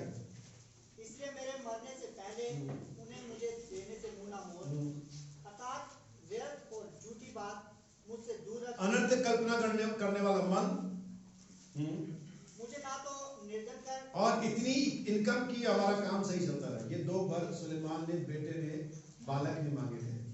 कितने वर मांगे? पहली बात तो 2 मांगे, और वो भी फिजिकल। वो भी क्या मांगे? मैटेरियल। हमें आइए हम इसके बाप को देखें, इसने कितने मांगे और क्या मांगे। बाप बेटे में, बालक पुत्र में थोड़ा फर्क तो होता ही है। साम नंबर 27 वर्स 4 मसीदा 27 चौथी आयत पढ़े। मेरा प्राण सिंगों के बीच में है। 27 एक बार मैंने यहोवा से मांगा। कितने बार मांगे भाई? एक बार। बेटे ने कितने मांगे थे? 2। बाप ने कितना मांगा? 1। क्या मांगा? उसी के यत्न में लगा रहूंगा। और ऐसा नहीं मांग के छोड़ दूंगा, मरने तक दे देना प्रभु, अगर दे दिया ठीक है, तो मर जाऊंगा, जैसा कि सुलेमान ने कहा। लेकिन बाप क्या कहता? मैंने एक बार मांगा, 2 नहीं मांगा मैंने, और मैं इतना उसमें उसके साथ इतना मेरा जुड़ाव है, और उसी के यत्न में लगा भी रहूंगा। और हम बहुत सारी बार परमेश्वर से कुछ मांगते हैं, भूल जाते हैं, लगे नहीं रहते। याद करना और प्रार्थना करना, याद ना छोड़ना। लेकिन हम वर्त मांगते हैं, लेकिन हम लगे नहीं रहते। लेकिन दाऊद कहता मैंने एक बार मांगा और उसी के यत्न में जीवन भर लगा रहूंगा, क्या कि मैं उसके भवन में रहने पाऊं। यह मैच्योरिटी, यह सन, यह व्यस्तता है, बचपना नहीं है। होगा सुलेमान दुनिया का बुद्धिमान, लेकिन ये उसका बाप है। ये होता बाप और बेटे फर्क। 2 मांगो, दुनिया के बुद्धिमान, लेकिन तुम्हारा रहेगा वही, रहोगे बेटे, बाप कभी बन नहीं पाओगे। आमीन, हालेलुया। क्योंकि बेटा तो बना जा सकता है, लेकिन बाप बना नहीं जा सकता। वो तो होता है। सो बाइबल यहाँ पर कहती है, आइए हम इन चीजों को थोड़ा और डिक्लेयर करें। रोमन्स चैप्टर 8 वर्स 18 से आगे बढ़े, और भी बहुत सारे कोट्स हैं जो मुझे आपके लिए पढ़ने हैं। और ये कोट जो मैंने अभी आपके लिए पढ़ा, ब्रिज मैसेज का 100 पेज नंबर 140, और इसे ध्यान से समझिए, नोट करिए, फिर से पढ़िए, बार बार ये कहना बंद करिए, शैतान ने ये करवा दिया। अगर ऐसा होता है, इसका मतलब है आप मोहर में नहीं है, आप मोहर से बाहर है। क्योंकि एक बार जब पर छाप हो जाती है, शैतान उस छाप को पहचानता है। सुनिए, इसलिए कि जितने लोग परमेश्वर की आत्मा के चलाए चलते 18 से पढ़े। क्योंकि मैं समझता हूँ हाँ, कि इस समय के दुख और कलेश ठीक है। उस महिमा के सामने जो हम पर प्रकट होने वाली है, उस महिमा के सामने जो हम पर प्रकट होने वाली है, अब ये वो समय है जब वो महिमा प्रकट हो। याद रखिए, अगर मैं आपको आदम की वाटिका में ले जहां पर परमेश्वर का पहला पुत्र हमें दिखता है, मिलता है, अगर आप ध्यान देंगे तो वो परमेश्वर का पुत्र था जिसे सारी पृथ्वी पर अधिकार दिया गया था, और वो परमेश्वर का एक रिप्रेजेंटेटिव था इस पृथ्वी पर मटेरियल फॉर्म में। इसलिए हनोक जो परमेश्वर के साथ चलता था, ना उसके पास न सिर्फ एक स्पिरिचुअल गाइडेंस थी और रिप्रेजेंटेशन था, बल्कि उसके पास एक फिजिकल रिप्रेजेंटेशन भी था। आज जो लोग परमेश्वर के साथ दावा करते चलने के लिए, वो कहते हैं परमेश्वर के साथ चलने, वचन और संदेश उनका स्पिरिचुअल रिप्रेजेंटेशन है, लेकिन मैं उनसे पूछना चाहता हूं, उनका फिजिकल रिप्रेजेंटेशन कौन उनके साथ? क्योंकि फिजिकली आदम जो परमेश्वर का पुत्र था, परमेश्वर का रिप्रेजेंटेटिव था, या परमेश्वर का परावर्तन था, वो हनोक के साथ था। तो जब आप परमेश्वर के साथ चलने का दावा करते हो और आप कहते हैं मैं परमेश्वर के साथ चलना जैसा हनोक चला था, तो मैं मानता हूं कि आपके पास स्पिरिचुअल तो गाइडेंस है या रिप्रेजेंटेशन है, लेकिन फिजिकल किधर है? आपके पास वो भी होना चाहिए। क्योंकि पहला राज्य में हनोक जाने वाला जो था, उसके पास फिजिकल भी था, जो कि आदम परमेश्वर का पुत्र था। आमीन। याद रखिए, जब गुनाह आदम में आया तो मौत ने हमला प्रकृति पर नहीं किया था पहला। इसी संदेश में बाइबल में मैं कोट पढ़ूंगा, बाइबल में कहते हैं आदम से पहले पेड़ नहीं मरता था, आदम से पहले जानवर नहीं मरते थे, आदम मृत्यु को लेकर के आया। हवा ने, पाप ने मृत्यु को इंट्रोड्यूस किया दुनिया के साथ। पहला जो मृत्यु टकराया वो मानव के साथ टकराया, ह्यूमन के साथ टकराया। और जब उनका स्वामी, उनका मास्टर बदुआई में गया, नबी कहता उसी के मास्टर के साथ सारी चीजें बदुआई में चली गई। आप जानते होंगे, अगर यूक्रेन पर जैसे अभी युद्ध चल रहा है, अगर वहां का राष्ट्रपति जाए और क्या आई सरेंडर, सारा यूक्रेन का एक एक इंच सरेंडर हो जाएगा। क्या सही नहीं है? क्योंकि जो मास्टर, जो स्वामी है, प्रेसिडेंट है, वो अगर उसने कहता है यस हम सरेंडर कर रहे, सारी सेना हथियार डाल देंगे, सारे जो तोप है वो ऑफ कर दिए जाएंगे, सारी फ्लाइटें बंद, क्योंकि राष्ट्रपति ने सरेंडर कर दिया। यूक्रेन का एक एक इंच रसिया का हो जाएगा। यही होता था पुरानी लड़ाइयों में। अगर आप देखेंगे तो पब्लिक को नहीं, अगर राजा को बना लिया ओके सब सरेंडर है, सब उनका है। तो जब पृथ्वी का स्वामी जो कि आदम तक गिरा, हर एक चीज मृत्यु के अंदर चली गई। यही वजह कि प्रकृति मृत्यु स्वयं सृष्टि परमेश्वर के पुत्रों का इंतजार कर रही है।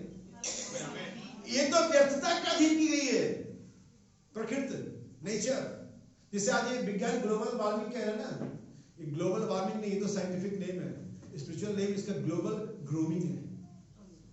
आत्मिक रूप से करा रही पृथ्वी, जैसे विज्ञान ग्लोबल वार्मिंग कह रहे, जलवायु परिवर्तन कह रहे हैं ना, ये वास्तव में ये वो साइंटिफिक नाम है। लेकिन असली बात है कि पृथ्वी करा रही है, पृथ्वी तड़प रही है परमेश्वर के पुत्रों के प्रकट होने की। उसको मालूम है जिस दिन हमारा स्वामी वापस आ जाएगा, हमें पुरानी प्रकृति फिर से, फिर हमारे ऊपर में कोई आरा नहीं चलाएगा, फिर माचिस की तीलियों के लिए हमें कोई काट नहीं देगा। हालेलुया, क्या समझ रहे हैं? इस सृष्टि आशा में सृष्टि क्या करी? परमेश्वर के पुत्र के प्रकट होने का ये प्रकट पुत्र कहा है। इसी के लिए मैंने लूका 15 अध्याय का पढ़ा, लेकिन वहां आने से पहले, उस आयत पर आने से पहले चीज आपके दिमाग में बैठा देना चाहता हूं। ठीक है, इसे कंप्लीट करते 23वीं आयत तक। क्योंकि सृष्टि बड़ी आशा भरी दृष्टि से परमेश्वर के पुत्रों के प्रकट होने की बात जो रही है। क्योंकि सृष्टि अपनी इच्छा से नहीं पर अधीन करने वाले की ओर से व्यर्थता के अधीन। फालतू में एक तरह से हम इसे कहेंगे कि करा किसी ने, भरा किसी ने। गुनाह मनुष्य ने किया और पाप अनर्थता हर तरह का प्रकोप पृथ्वी पर आ पड़ा। बाइबल साफ करिए। अब सुनिए, इस आयत के साथ मैं भाई बहनों के मैसेज को इसके अंदर में रख देना चाहता हूं। पेज नंबर 144 144 ब्रिज मैसेज, सात कलीसिया का मोरों के बीच का फासला। जैसा पवित्र शास्त्र बताता है, जैसा पवित्र शास्त्र बताता है, वही मैंने पढ़ा है। अब यहाँ बाइबल हम कहते हैं प्रकृति और मनुष्य दोनों ही करा रहे हैं। क्या आप लड़ाइयों की चर्चा सुनकर के आपको तकलीफ नहीं होती? मैं कुछ वीडियोस देख रहा था, कुछ इमेज देख रहा था, कुछ बच्चों के, कुछ माओ के, कुछ जवानों के, कुछ सैनिकों के, और वास्तव में रोना आता है। किस क्राइसिस से वो गुजर रहे हैं। हमारे विश्वासी भाई बहन भी वहां पर है, बशर्ते हम उनका नाम नहीं जानते, लेकिन वहां पर है। बहुत सारी वीडियोस, बहुत सारे फेसबुक पर हमने देखा उन लोगों को। दोनों करा रहे हैं। यह तो दर्शाता है कि अपनी अवस्था में नहीं जिसमें उन्हें होना चाहिए। ये कंडीशन कैसी है? जब उड़ाऊ पुत्र सूअर के दड़े पहुंचा तब वो रो रहा था और इस बात के लिए करा रहा था, इस बात की उसके अंदर में से आह निकल रही थी, जितना मुझे इधर खाने को नहीं मिलता उससे ज्यादा मेरे घर में, मेरे पिता के घर में नौकरों को दे दिया जाता है। ये कराना था, ये ग्रूमिंग था, ये तड़प थी। और आज वही तड़प मुझे होती जब मैं लोगों को बीमार और परेशान देखता हूँ, अपाहिज को देखता हूँ, पंगों को देखता हूँ, कोढ़ी को देखता हूँ, अंधों को देखता हूँ। मुझे काश अगर मेरे पास ऐसा होता, मैं इन्हें आके दे सकता होता। पतरस सुंदर ना फाटक पर बहुत समय से आया और जाया करता होगा। मछुआरे के तौर पर भी कई बार सर्विस अटेंड करी होगी। कई बार यीशु मसीह का चेला होने पर भी सर्विस अटेंड करी होगी। यीशु मसीह के साथ भी कई बार सुंदरना फाटक पर आया और गया होगा। और कई बार उस सुंदरना फाटक पर पढ़ने वाले उस लंगड़े से उसकी 2-4 आंखें में मुलाकात हुई होगी। और कई बार से लगा काश मैं इसके लिए कुछ कर सकता होता। एक बार तो ये भी सोचा होगा कि यार चंदे की थैली होता के पास रहती, अगर मेरे पास होती तो मैं कुछ ज्यादा ही दे देता। लेकिन एक दिन जब वो बालक के तौर पर नहीं, जब वो चेले के तौर पर नहीं, जब मछुआरे के तौर पर नहीं, लेकिन एक दिन वो परमेश्वर के पुत्र के तौर पर उस मंदिर में गया और जब उस मंदिर से वापस आया तब उसकी निगाहें, उस पगड़ी की निगाहें पत्थरों से उड़ने पर लगी थी। और तब वो पीटर कहता है हमारे पास सोना और चांदी नहीं है, ना कल था और ना आज है, लेकिन आज हमारे पास कुछ है। कल हम बालक थे लेकिन आज हम पुत्र हैं। हालेलुया। हमारे पास सोना और चांदी नहीं है, लेकिन ये जो हमारे पास है वो हमारे पास क्या है? यीशु मसीह का नाम। हम कल भी गरीब थे, आज भी गरीब। हम कल भी रो रहे थे, आज भी रो रहे। हम कल भी परेशान थे, आज, लेकिन कल हम बेटे बालक थे, लेकिन आज हम पुत्र हैं। कल हम खोए हुए थे, लेकिन आज हम पा लिए गए हैं। कल हम ठुकराए हुए थे, लेकिन आज हम अपना लिए गए हैं। हालेलुया। बुढ़ा पुत्र कहता मैं लायक नहीं कि तू पुत्र करके रखे, नौकर करके। अरे पिता ने कभी इस बात को सुना ही नहीं, कभी इस बात पर डिबेट ही नहीं हुई, कभी इस बात पर ब्लेम ही नहीं किया पिता ने क्या बातें करा, तू इतना दिन चला गया, अब फूंक दिया, अब भी वापस आया, वगैरह वगैरह। पुत्र ही रहता है।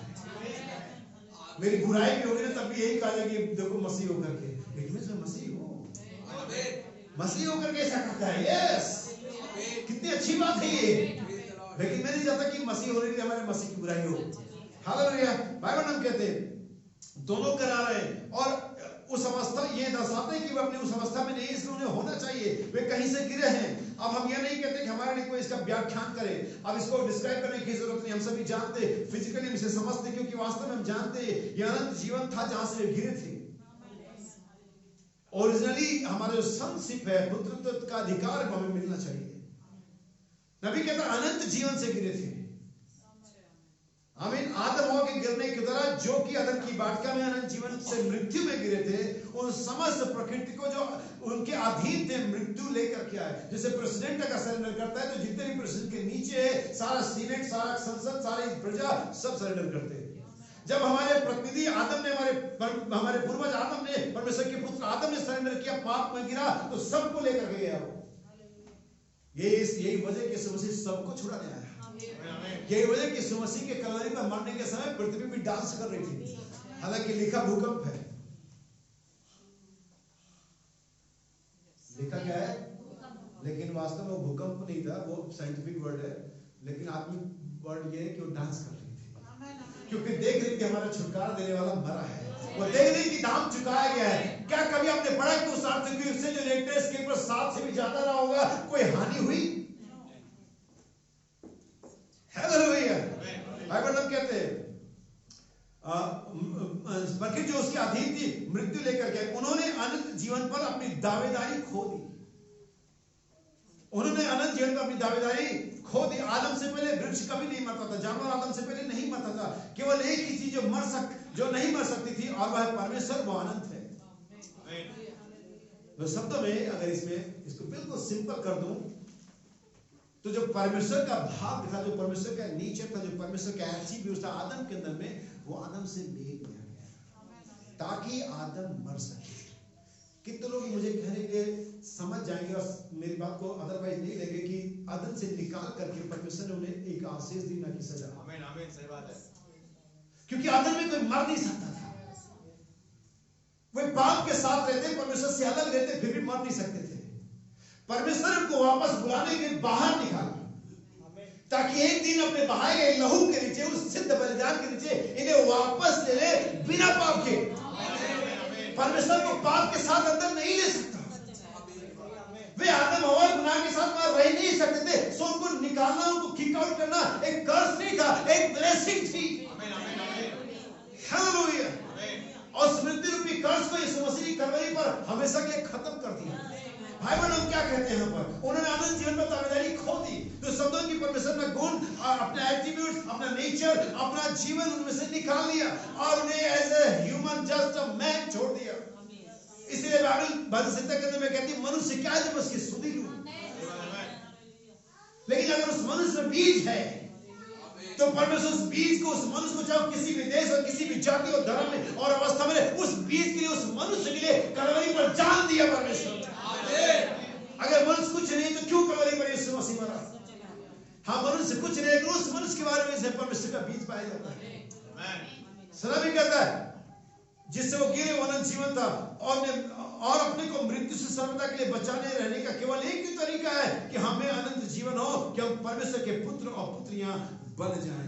लेकिन मेरे भाइयों में मैं कहना चाहता हूं कि हम बन नहीं सकते, हमें होना है। कब होना है, कैसे होना? जगत के होने से पहले। मैं थोड़ा और आगे बढ़ता हूं इसमें, क्या आपको समझ में आनी चीजें?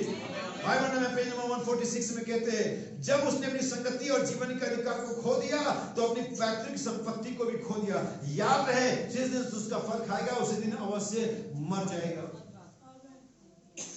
उसने सिर्फ फल नहीं खाया, उस फल खाने के द्वारा उसने संगति खोई, प्रेजेंस ऑफ गॉड को खो दिया। आमीन।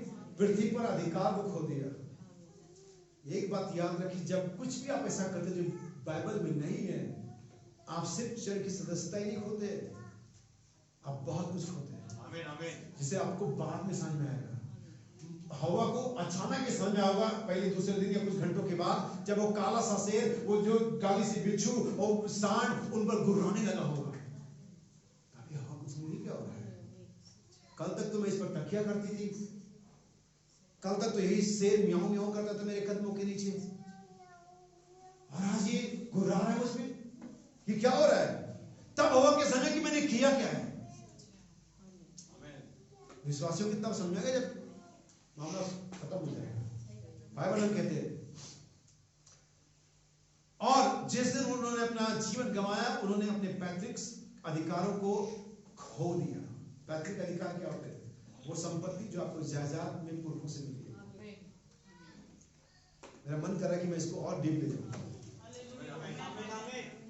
आदम को अपने पिता से कुछ तो मिला था, और गुनाह के बाद आदम ने वही खोया था। और जो उसको मिला था वो क्या था? पिता का सामर्थ था। पिता के द्वारा दिए गए सामर्थ को, अथॉरिटी को, एडॉप्शन को, पुत्रत्व के अधिकार को आदम ने खो दिया। बाइबल हमें बताती है, मैं अपने पढ़ो पत्रस की पत्री, दूसरा अधिकार देखिए, दूसरा जायदाद देखिए जो हमें बाद में मिला। पहला पत्रस दूसरा अध्याय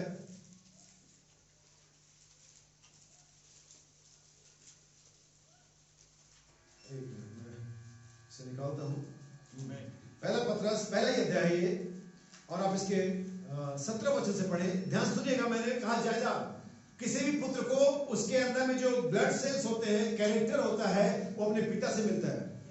फिजिकली अगर हम कहें तो बाइबल नीति वचन बताते हैं कि धन संपत्ति पुरखों के आशीर्वाद से या इनसे मिलते हैं, जो हमारे पूर्वज हमारे छोड़ जाते हैं। अगर वो कर्जा छोड़ गए तो कर्जा भरना, अगर वो संपत्ति छोड़ गए तो संपत्ति एंजॉय कर सकते हैं। सो आदम को अपने पिता से, अपने परमेश्वर से क्या मिला था? अधिकार मिले थे, अनंत जीवन मिला था, सामर्थ्य मिली थी। लेकिन फाइनली जब उसने उस गलत काम को कर दिया, इसने सब खो दिया। जैसा कि टाइटल डीड में मेंशन था, ये कोई अनसर्टेन बात नहीं थी, ये कोई अनजानी बात नहीं थी कि ऐसा हो जाएगा। टाइटल डीड में मेंशन था कि जिस दिन तुम फल खाएगा उस दिन, इसके बावजूद उन्होंने ऐसा किया और वही हुआ। तो जो चीजें टाइटल डीड में मेंशन है वही होंगी। हम क्या समझ पा रहे हैं? क्या पुत्र हो और ना हो। सुनिए क्या लिखा हुआ है। और जबकि तुम हे पिता कहकर उससे प्रार्थना करते हो, जो बिना पक्षपात हर एक को काम के अनुसार न्याय करता है, तो अपने परदेशी होने का समय ऐसे बिताओ, क्योंकि तुम जानते हो। क्या वास्तव में आप ये जानते हैं? ये लैंग्वेज सिर्फ पौलुस का नहीं, क्या तुम नहीं जानते? लेकिन ये पतरस का भी लैंग्वेज है। क्योंकि तुम जानते हो कि तुम्हारा निकम्मा चाल चलन। कौन सा? बाइबल ने कभी भी यहाँ पर किसी फिजिकल और मटेरियल बिल्डिंग और सोने और चांदी की बात कभी नहीं करी। बाइबल ने हमेशा कैरेक्टर की बात करी, नेचर की बात करी। सुनिए, क्योंकि तुम जानते हो कि तुम्हारा निकम्मा चाल चलन। कौन सा चाल चलन? क्या ये हमें परमेश्वर से मिला? नहीं। परमेश्वर से तो हमें परमेश्वर का चाल चलन मिलना चाहिए। लेकिन जब गुनाह आ गया, जब सिन इंट्रोड्यूस हो गया, तो एक और चाल चलन इंट्रोड्यूस हुआ, जो छिपने वाला था, जो थोपने वाला था। अपना पाप दूसरे पर थोप दो। जो छिपने वाला था, जो डरने वाला था, ये अचानक कहां से किधर से आ गया? या भी किसी और से मिला। तो जो जिस पूर्वज से आए हैं उसी पूर्वज के कैरेक्टर को शो करेंगे। आज के आप समझ सके। इसलिए मैं कह रहा हूं प्रकट पुत्र। किसके प्रकट पुत्र? परमेश्वर के प्रकट पुत्र। संस्थाओं के, दुनिया के, राज्य के और ट्राइब्स के और कुटुंब के और बड़े बड़े राजघरानों के नहीं। कोई तो कहता, अच्छा आपको मालूम है, बड़े लोग शान से बताते, हम राजस्थान के ना घराने से, हमारे दादा ऐसे थे, तो हमारा परिवार वहां से। होने का हमारा ही परिवार बहुत पीछे, लेकिन मैं अब जो परिवार मुझे समझ में आ गया ना, उससे बड़ा मैं दुनिया में नहीं जानते हैं। हालेलुया, आमीन। लोग लेकिन बात बखान करते हैं, हम रणथंभौर से है, पता नहीं क्या क्या कहते हो, हम महाराणा प्रताप वाले से है, तो कोई कहता हम शेरशाह सूरी वाले से है, तो कोई कुछ, और हम इंग्लैंड के राजाओं वाले से है, और हमारा नाम डिकोस्टा है, तो हम बिल्कुल इंग्लैंड से सीधे आगे क्रिश्चियन बने। हम शाही घराने के, royal priesthood, royal seed of Abraham. हम अब्राहम के शाही घराने से हैं। हम परमेश्वर के पुत्र हैं, और इससे बड़ा कोई घराना पृथ्वी पर नहीं है। हालेलुया। पहले जो विदेशी मुसाफिर थे, अब तुम स्वदेशी और परमेश्वर के घराने के हो गए। It's my introduction. यही मेरा परिचय है, और मैं इससे नहीं शर्माता। मेरा परिचय घराने से नहीं, मेरा परिचय राज्य से। सुनिए, कि तुम्हारा निकम्मा चाल चलन जो बाप दादों से चला आता है। बस कर, ये निकम्मा चाल कहां से मिला? ये निकम्मा चाल। लेकिन अगर पतरस की पत्री के दूसरे अध्याय में जाएंगे, उसकी पहली 7 आयत पढ़ेंगे, तो बाइबल कहती है ताकि तुम उसके ईश्वरीय स्वभाव के संभागी हो जाओ। ये निकम्मा चाल चलन, छुपने वाला, मैं बारी में था, मैं सब झुक के डर गया, पुत्र कैसे शब्द सुन के डर सकता, मुझे समझाओ। जरूर उसने गिलास तोड़ दिया है, पापा आ गए। जरूर उसने कोई मोबाइल फोन का स्क्रीन तोड़ दिया है, जरूर उसने कुछ तो गड़बड़ी कर दी है, तभी तो डर गया है।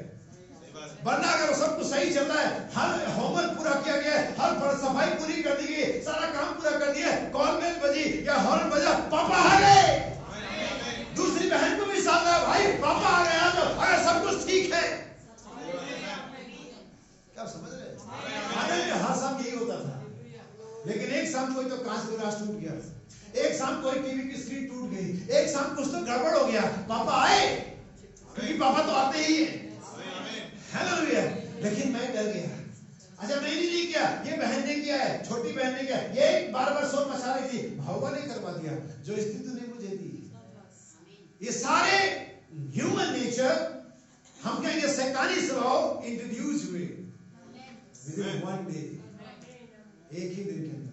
छुपने का, झूठ बोलने का, अपना जिम्मा दूसरे के सर पे डालने का, ये सब उसी दिन आया और बढ़ता चलेगा। और आज हम सब मनुष्य में फैल गए।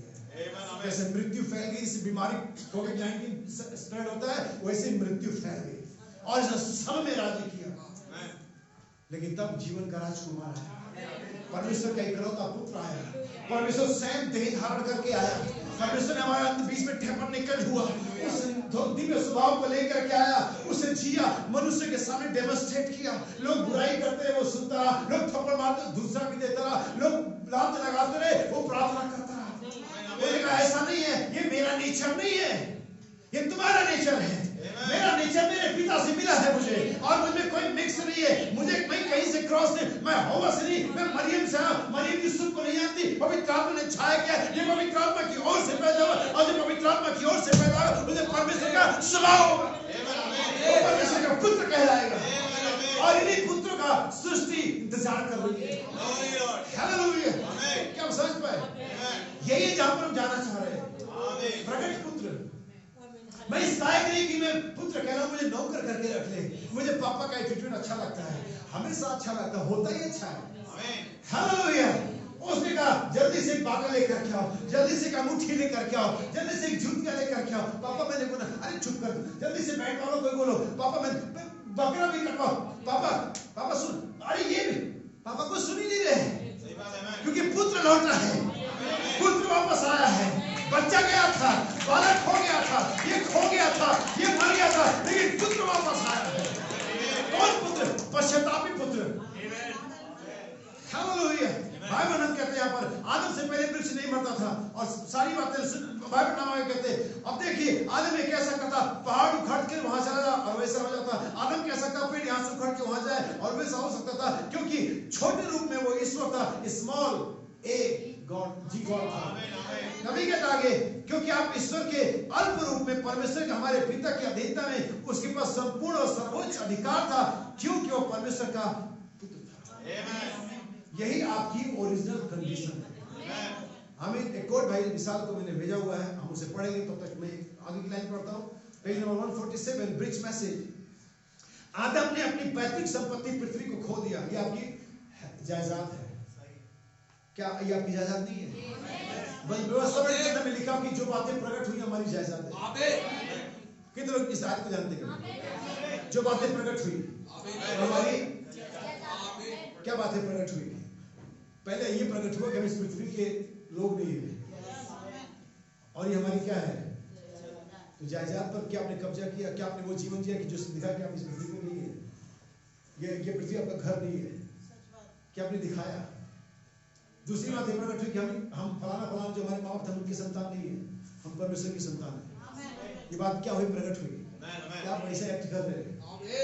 नया जन्म हमारी जायदाद है, की बात प्रकट हुई। Seventh thunder, seven seal, adoption, नया जन्म, ये क्या है? प्रकट है। और जो प्रकट है हमारा अधिकार है। हमें भाई बहनों संदेश नेपाल पर संदेश में कहते हैं, बहुत से लोग नया जन्म को पुत्र होना मान लेते हैं। नहीं नहीं नहीं नहीं, नया जन्म का मतलब पुत्र होना नहीं है। नया जन्म का मतलब सिर्फ जन्म है, और जो जन्म होता है तो बालक का होता है। हमें एक बालक, हमारे एक बालक उत्पन्न हुआ है, लेकिन पुत्र दिया गया है।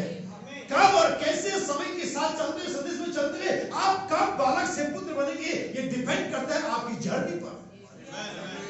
किस प्रकार से ग्रोथ कर रहे हैं, किस प्रकार से आपका परवरिश हो रहा है, क्या खाना आपको दे, कौन सा ट्यूटर आपको ट्यूशन दे रहा है।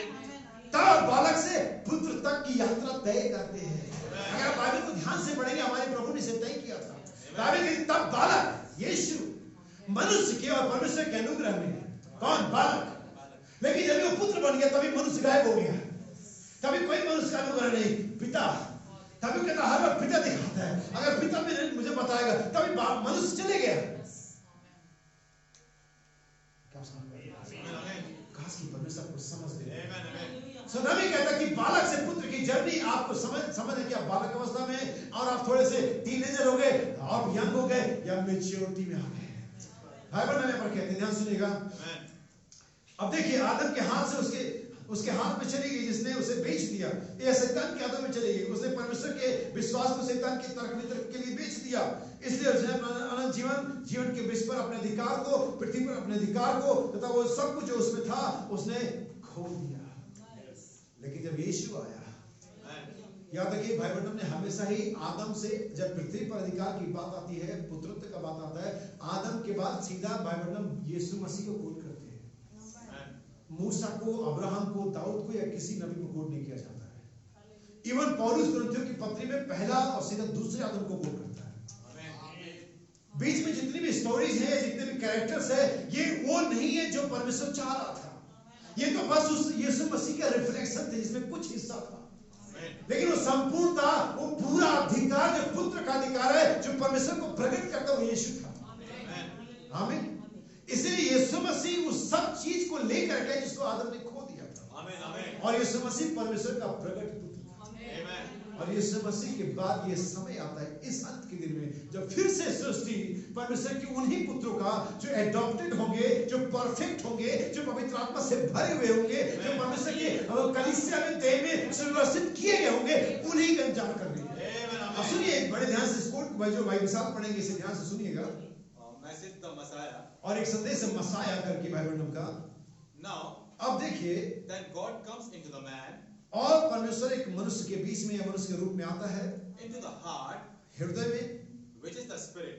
जो कि एक आत्मा है।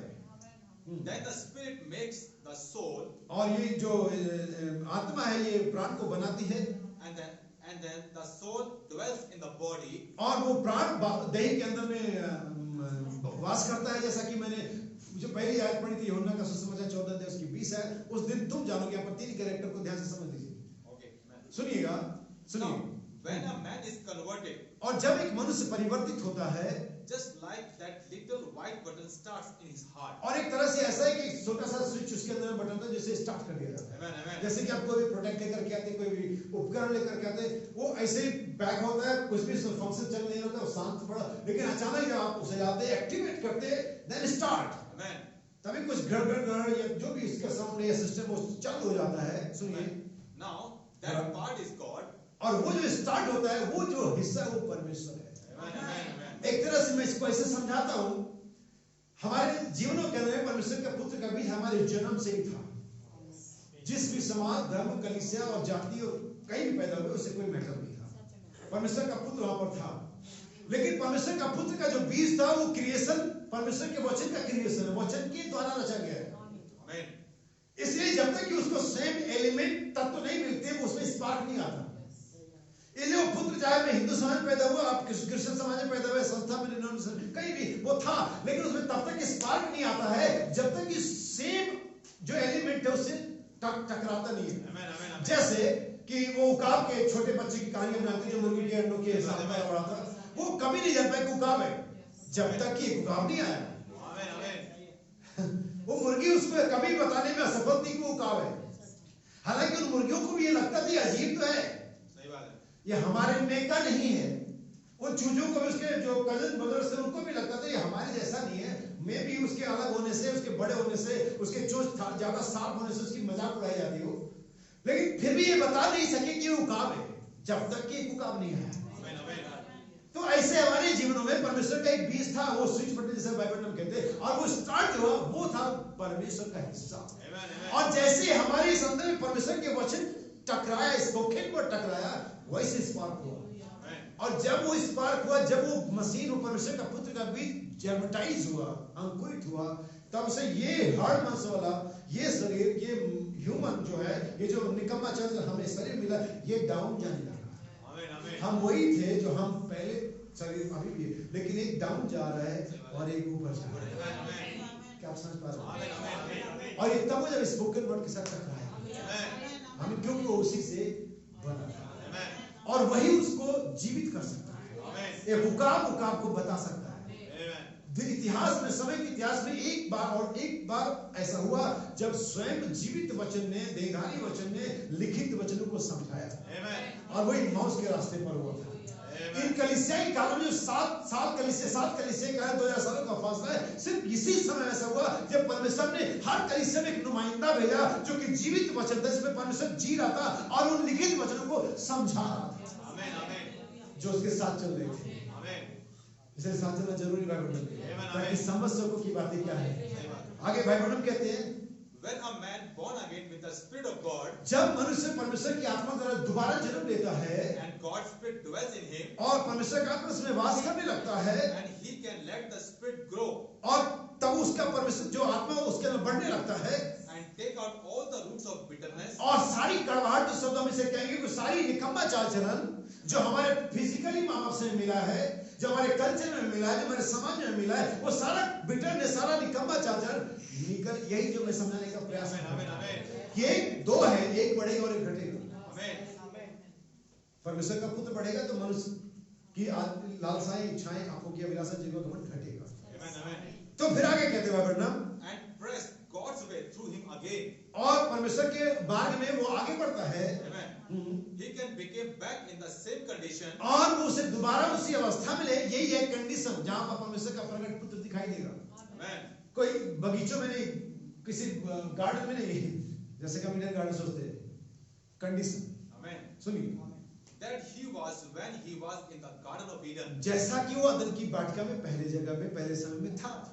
सुनिए, Jesus said in Mark 11, जैसा कि यीशु मसीह ने मरकुस 11 में कहा, verily, verily, और तुमसे सच सच कहता हूँ, I say unto you, हाँ, if you say to this mountain, अगर आप इस पहाड़ से कहें, not God say, amen, if you say, amen, आदम के लिए परमेश्वर नहीं आता था कहने की पेड़ उधर चले जाए। सही बात है, amen, आदम के लिए परमेश्वर नहीं आता था कहने इसका नाम गधा होगा। आदम ने कहा, परमेश्वर यस, amen, amen, क्योंकि एक मैच्योर्ड सन जो करेगा वो पिता भी इस बात को मान लेगा। जब कहते ना हमारे गांव में, देहात में, समाज में कहते जब बाप की जूती पैर बेटे माते तो सलाह लिया करो।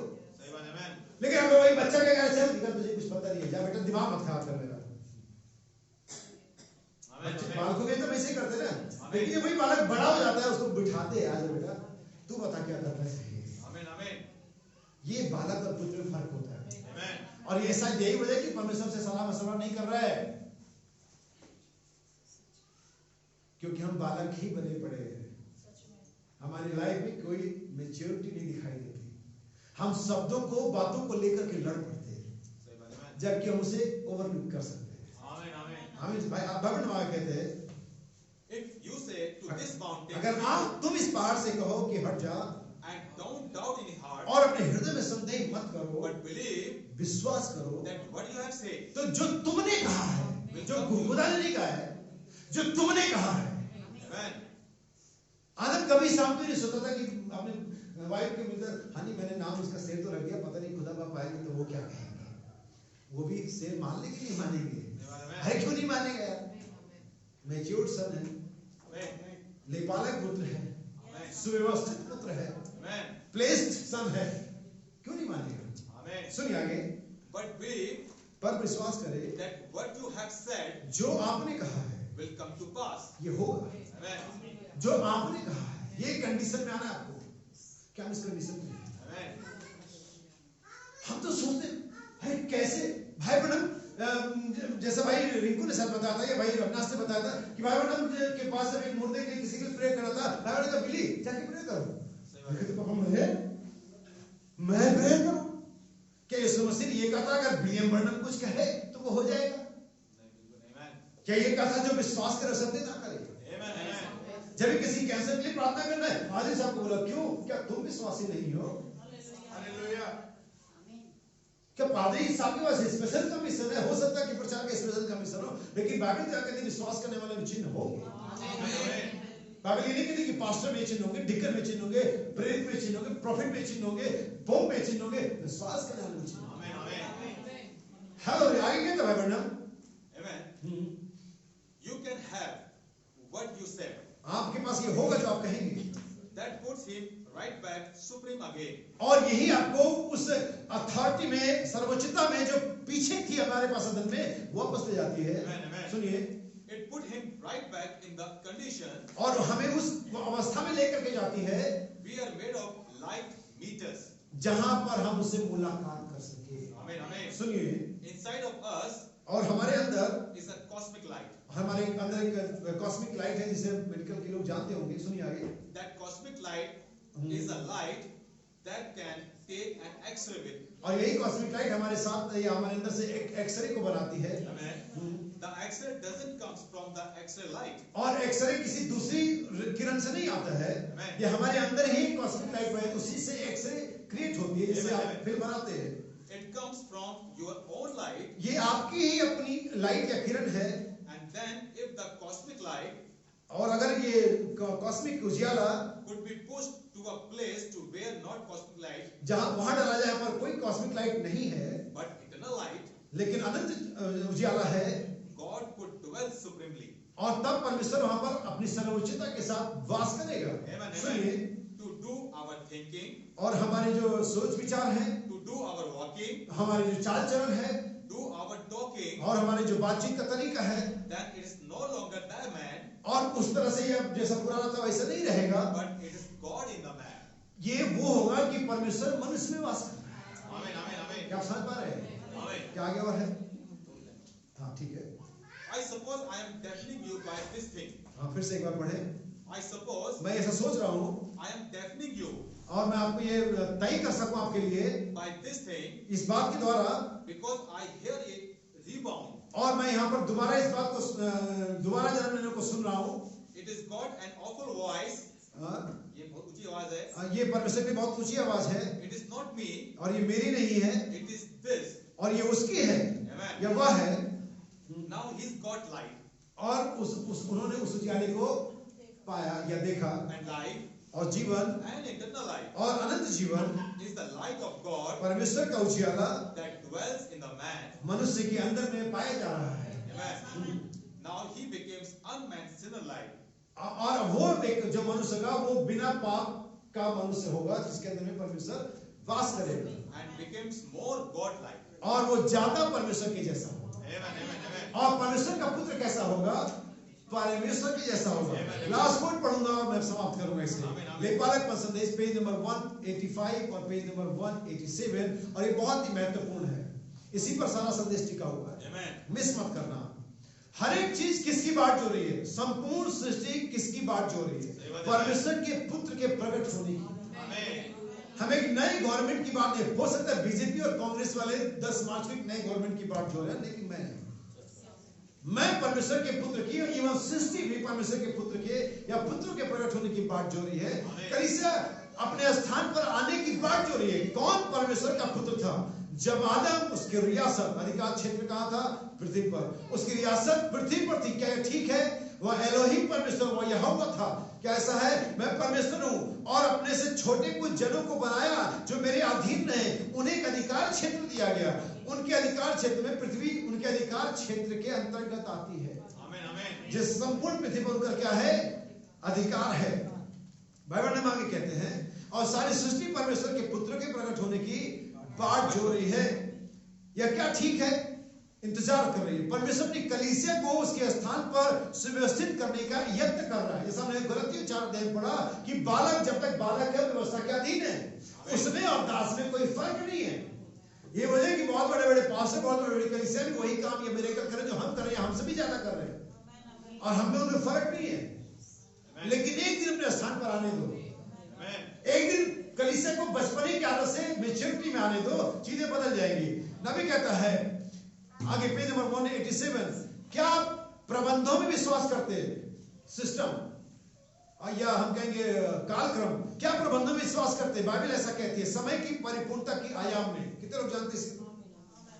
मुझे लगता है शायद आप थक रहे हैं, लेकिन अगर ऐसा है तो ये आपके लिए नुकसानदेह है। अगर आप चीजों को कंटिन्यू नहीं कर पा रहे हैं, अगर चीजों को आप मिला नहीं पा रहे हैं, तो फिर आपके लिए नुकसान है। हमें इफिसियंस चैप्टर 1 वर्स 3 और 4, ताकि आप जाने बाइबल में है और नहीं, क्योंकि बहुत से लोग इसे रिकॉर्डिंग में सुनेंगे और मैं चाहता हूं कि चीजें बिल्कुल क्रम में हो और लोग जाने की बाइबल हमने लफेबाजी नहीं करी है, वो जाने की बाइबल के अंदर में ऐसा है। इफिसियंस चैप्टर 1 वर्स 3 से पढ़े। हमारे प्रभु यीशु मसीह के परमेश्वर और पिता का धन्यवाद हो कि उसने हमें मसीह में स्वर्गीय स्थानों में सब प्रकार की आत्मिक आशीष दी है। ठीक है, हम इसके समय को बचा लेते हैं और इसके हम 10वीं आयत को पढ़ते हैं कि समयों के पूरे होने क्या लिखा हुआ यहाँ पर, कि समयों के पूरे होने का, डिस्पेंसेशन ऑफ द टाइम्स, समयों के पूरे होने का ऐसा प्रबंध हो। कितने लोगों ने कभी अपनी एजुकेशन में इतिहास पढ़ा है और मानव पाषाण युग पढ़ा है, फिर लोहे के हथियार और फिर पत्थरों के हथियार और फिर बाल विवाह और फिर मुगल प्रथा, फिर ये सारे एजेस हैं। इन्हें इतिहास में अलग अलग समय में बांटा गया है। पत्थर वाला युग कौन सा था, लोहे वाला युग कौन सा था, एटॉमिक हथियार वाला युग कौन, ये सारे डिस्पेंसेशन है फिजिकली। लेकिन हम यहाँ पर बाइबल प्रचार कर रहे हैं और इसलिए हमें स्पिरिचुअल टाइम ऑफ डिस्पेंसेशन जानना है। लूथर का एक युग था, वेस्ली का दूसरा था, पेंटिकोस्टलीज था। बाइबल हम कहते हैं क्या प्रबंधन विश्वास करते हैं, बाइबल ऐसा कहते हैं समय की परिपूर्णता, ऐसा करनी फिर 1:10 में पढ़ा। अब सुनिए समय की परिपूर्णता क्या है, प्रबंध क्या है। मूसा का एक प्रबंध था, क्या उन लोगों ने यीशु मसीह से नहीं कहा मूसा के चेले हैं। समय तो बहुत आगे बढ़ गया था, लेकिन उस काल की आत्मा से भी आगे नहीं बढ़ पाए थे। उन्होंने अभी भी मूसा को कोट किया।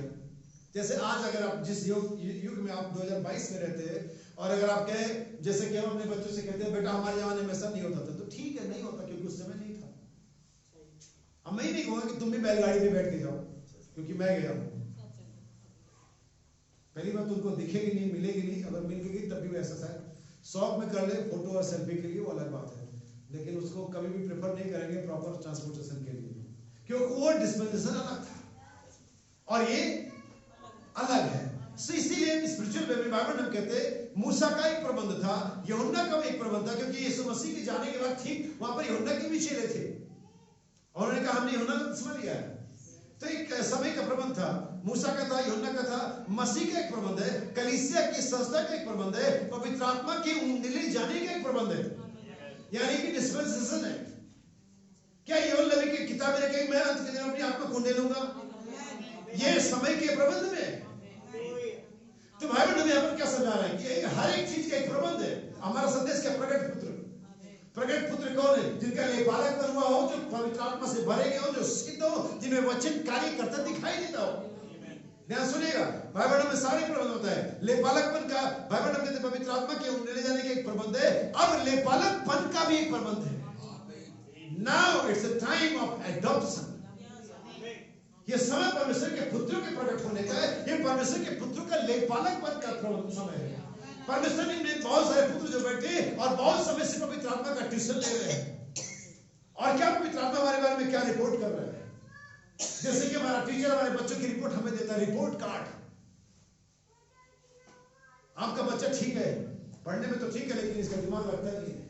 आपका बच्चा तो बहुत बातें करता है, इसने तो होमवर्क नहीं किया है, लेकिन कोई रिपोर्ट तो इससे आती है एक्सीलेंट, सब कुछ सही है, बहुत बढ़िया चल रहा है, और तभी आपको प्रमोट किया जाएगा। वैसे पवित्र आत्मा जिन पुत्रों के बारे में क्या रिपोर्ट है, क्या पवित्र आत्मा ये रिपोर्ट आपके बारे में दे सकता है, या ऐसा आपका कंडीशन है कि पवित्र आत्मा रिपोर्ट दे, फादर ये तैयार है छाप के लिए, इसमें सब गलत बातें खत्म हुए, अभी झूठ नहीं बोलता, अभी चोरी नहीं करता, अभी सुट्टे नहीं मारता, अभी शराब नहीं पीता, अभी पोर्न पिक्चर नहीं देखता, अभी विचार नहीं करता, अब तैयार है छाप के लिए। क्या ये है? सवाल कहता है हर एक चीज का क्या है, प्रबंध है। और अब समय किसका आ गया, लेपालकपन का। आइए वापस चले, उड़ाओ पुत्र कब वापस आया, जब अपने आप ही में आया, जब बचपना निकल गया, जब दूसरों का जो इन्फ्लुएंस था, जो उसमें पड़ा हुआ था, उसके मॉडर्न जो फ्रेंड्स थे, जो उसके हाईटेक फ्रेंड थे, जिनके पास एप्पल का फोन था, जिनके बैंक अकाउंट में बहुत सारे पैसे थे, जिनके फादर बड़े बड़े बिजनेसमैन थे, उन्हीं के चक्कर में भी पड़ गया। लेकिन जब भी पाया कि सब कुछ बर्बाद हो गया, फ्रेंड अब कॉल नहीं उठा रहे, इसका सब ब्लॉक लिस्ट में डाल दिया। हालेलुया। तुम्हारे अच्छे दिनों में साथ देने वाले बहुत सारे लोग मिल सकते हैं, सही बात है। और वो कभी भी वो हो सकता है फेसबुक फ्रेंड हो सकता है तुम्हें ट्विटर और इंस्टा पे फॉलो करते हो, लेकिन अगर तुम उन्हें सत्य बताओ फिर वो फॉलो करते तो तुम्हारे मित्र है। तुम उन्हें बताओ, लड़की मित्रों को बताओ कि तुम्हें बात नहीं करना चाहिए, देखो कितना फॉलो करते हैं। तुम जवान लड़कों को बताओ कि हमें फोन पे फिर नहीं देना चाहिए, हमें अपना समय फोन में बर्बाद नहीं करना चाहिए, और तभी वो तुम्हारे मित्र बने रहे। Yes, excellent. हमें ऐसे मित्रों की जरूरत नहीं है। और ऐसे उसके सारे मित्र क्या हो गए?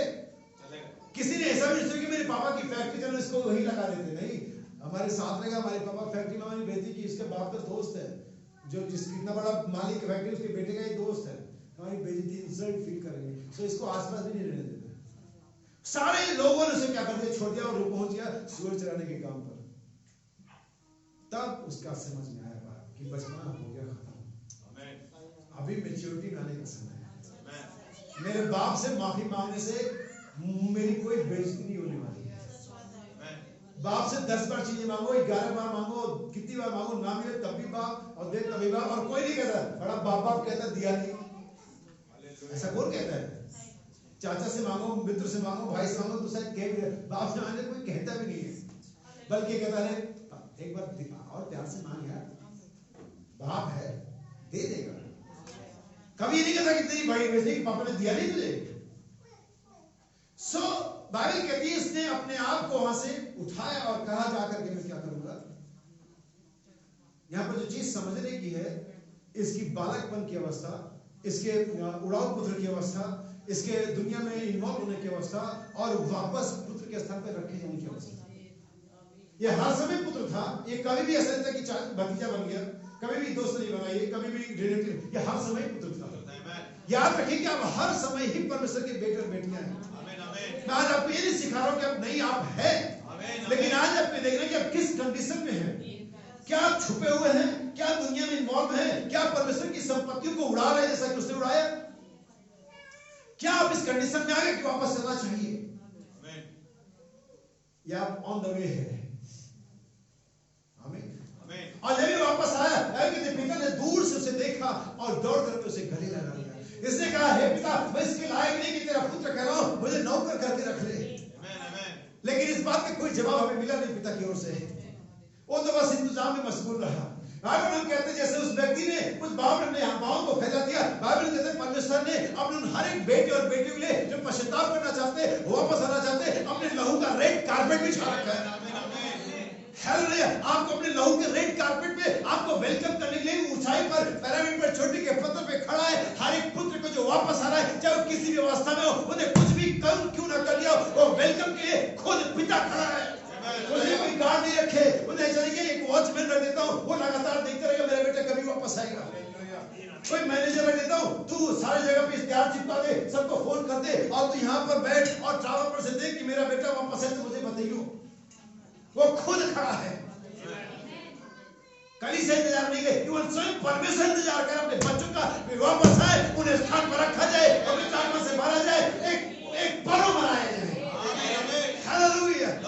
परमेश्वर इंतजार कर रहा है, क्या वापस आएंगे। आपने सब उड़ा दिया है, डोंट वरी, गुड न्यूज है मेरे पास आपके लिए।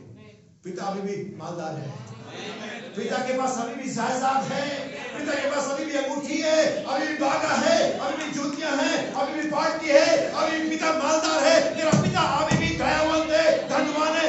कम ऑन, वापस आओ, तुम्हारा पिता तुम्हारा इंतजार कर रहा है। परमेश्वर के प्रगट बेटे और बेटियों के लिए सृष्टि इंतजार करे, पिता इंतजार कर रहा है, नबी कहता है सभी संत इंतजार करे, हमारा नबी इंतजार कर रहा है। लेकिन हम वापस आने को तैयार नहीं है। कौन रोक रहा है? कौन सा पाप रोक रहा है? कौन सा विचार रोक रहा है? कौन सी डॉक्ट्रिन रोक रही है? वापस आने स्वयं पिता इंतजार कर रहा है। नबी कहता सृष्टि पुत्रों का इंतजार करिए, और पिता भी पुत्रों के आने का इंतजार कर रहा है। हालेलुया। उसने उसे उसके स्थान पर रखा। एक बड़ी पार्टी हुई, छोटा बेटा आया, बड़ा बेटा आया। उसने कहा पिता ये क्या हो रहा है? किसी नौकर ने उसको, जो थोड़ा सा सीधे चालाक टाइप के होते हैं ना, उन्होंने बोला घर लो तो देखो तो क्या हो रहा है। पापा तो सारी फिर से लग गए छोटे बेटे पर उड़ाने में। वो दर्दनाता है, वो अपनी थार वार से कहीं से, पापा क्या हो रहा है, क्या सुनाओ ये आपको। बिल्कुल सब बेटा वो मर गया था, अभी जी उठा है। Amen. Glory. खो गया था, अभी कौन? पुत्र। Amen. कोई रिलेटिव नहीं, कोई भतीजा नहीं, पुत्र। Amen. परमेश्वर हमारे बारे में ऐसा ही विचार और चाहता है कि हम वापस आए। Amen. वो आप पर कभी ये नहीं कहेंगे आपने सब लुटा दिया, कोई बात नहीं बेटा, लुटा दिया कोई बात नहीं, मेरे पास अभी भी है। Amen. Amen. तुमने अनंत जीवन खो दिया, मेरे पास अभी भी है। तुम वापस आओ, रिपेंट करो, मैंने कलवरी पर लहू बहा दिया है, मैंने सारे दाम को चुका दिया है, आओ हम एक साथ आनंद करें। हालेलुया। जब वो सिंह में जाती, वो स्त्री भी यही कहती है, मैंने इसे खो दिया था लेकिन अभी मैंने इसे पा लिया है, आओ एक साथ आनंद करें।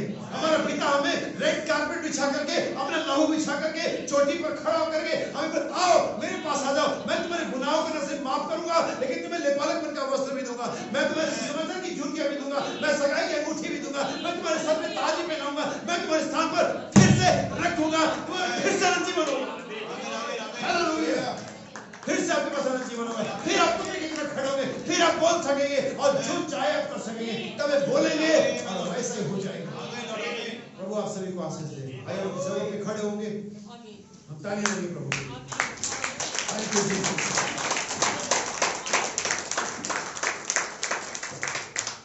हालेलुया। आइए सर को हम झुकाएंगे, आइए हम प्रार्थना करें, कोई भी भाई। Thank you Jesus. हालेलुया।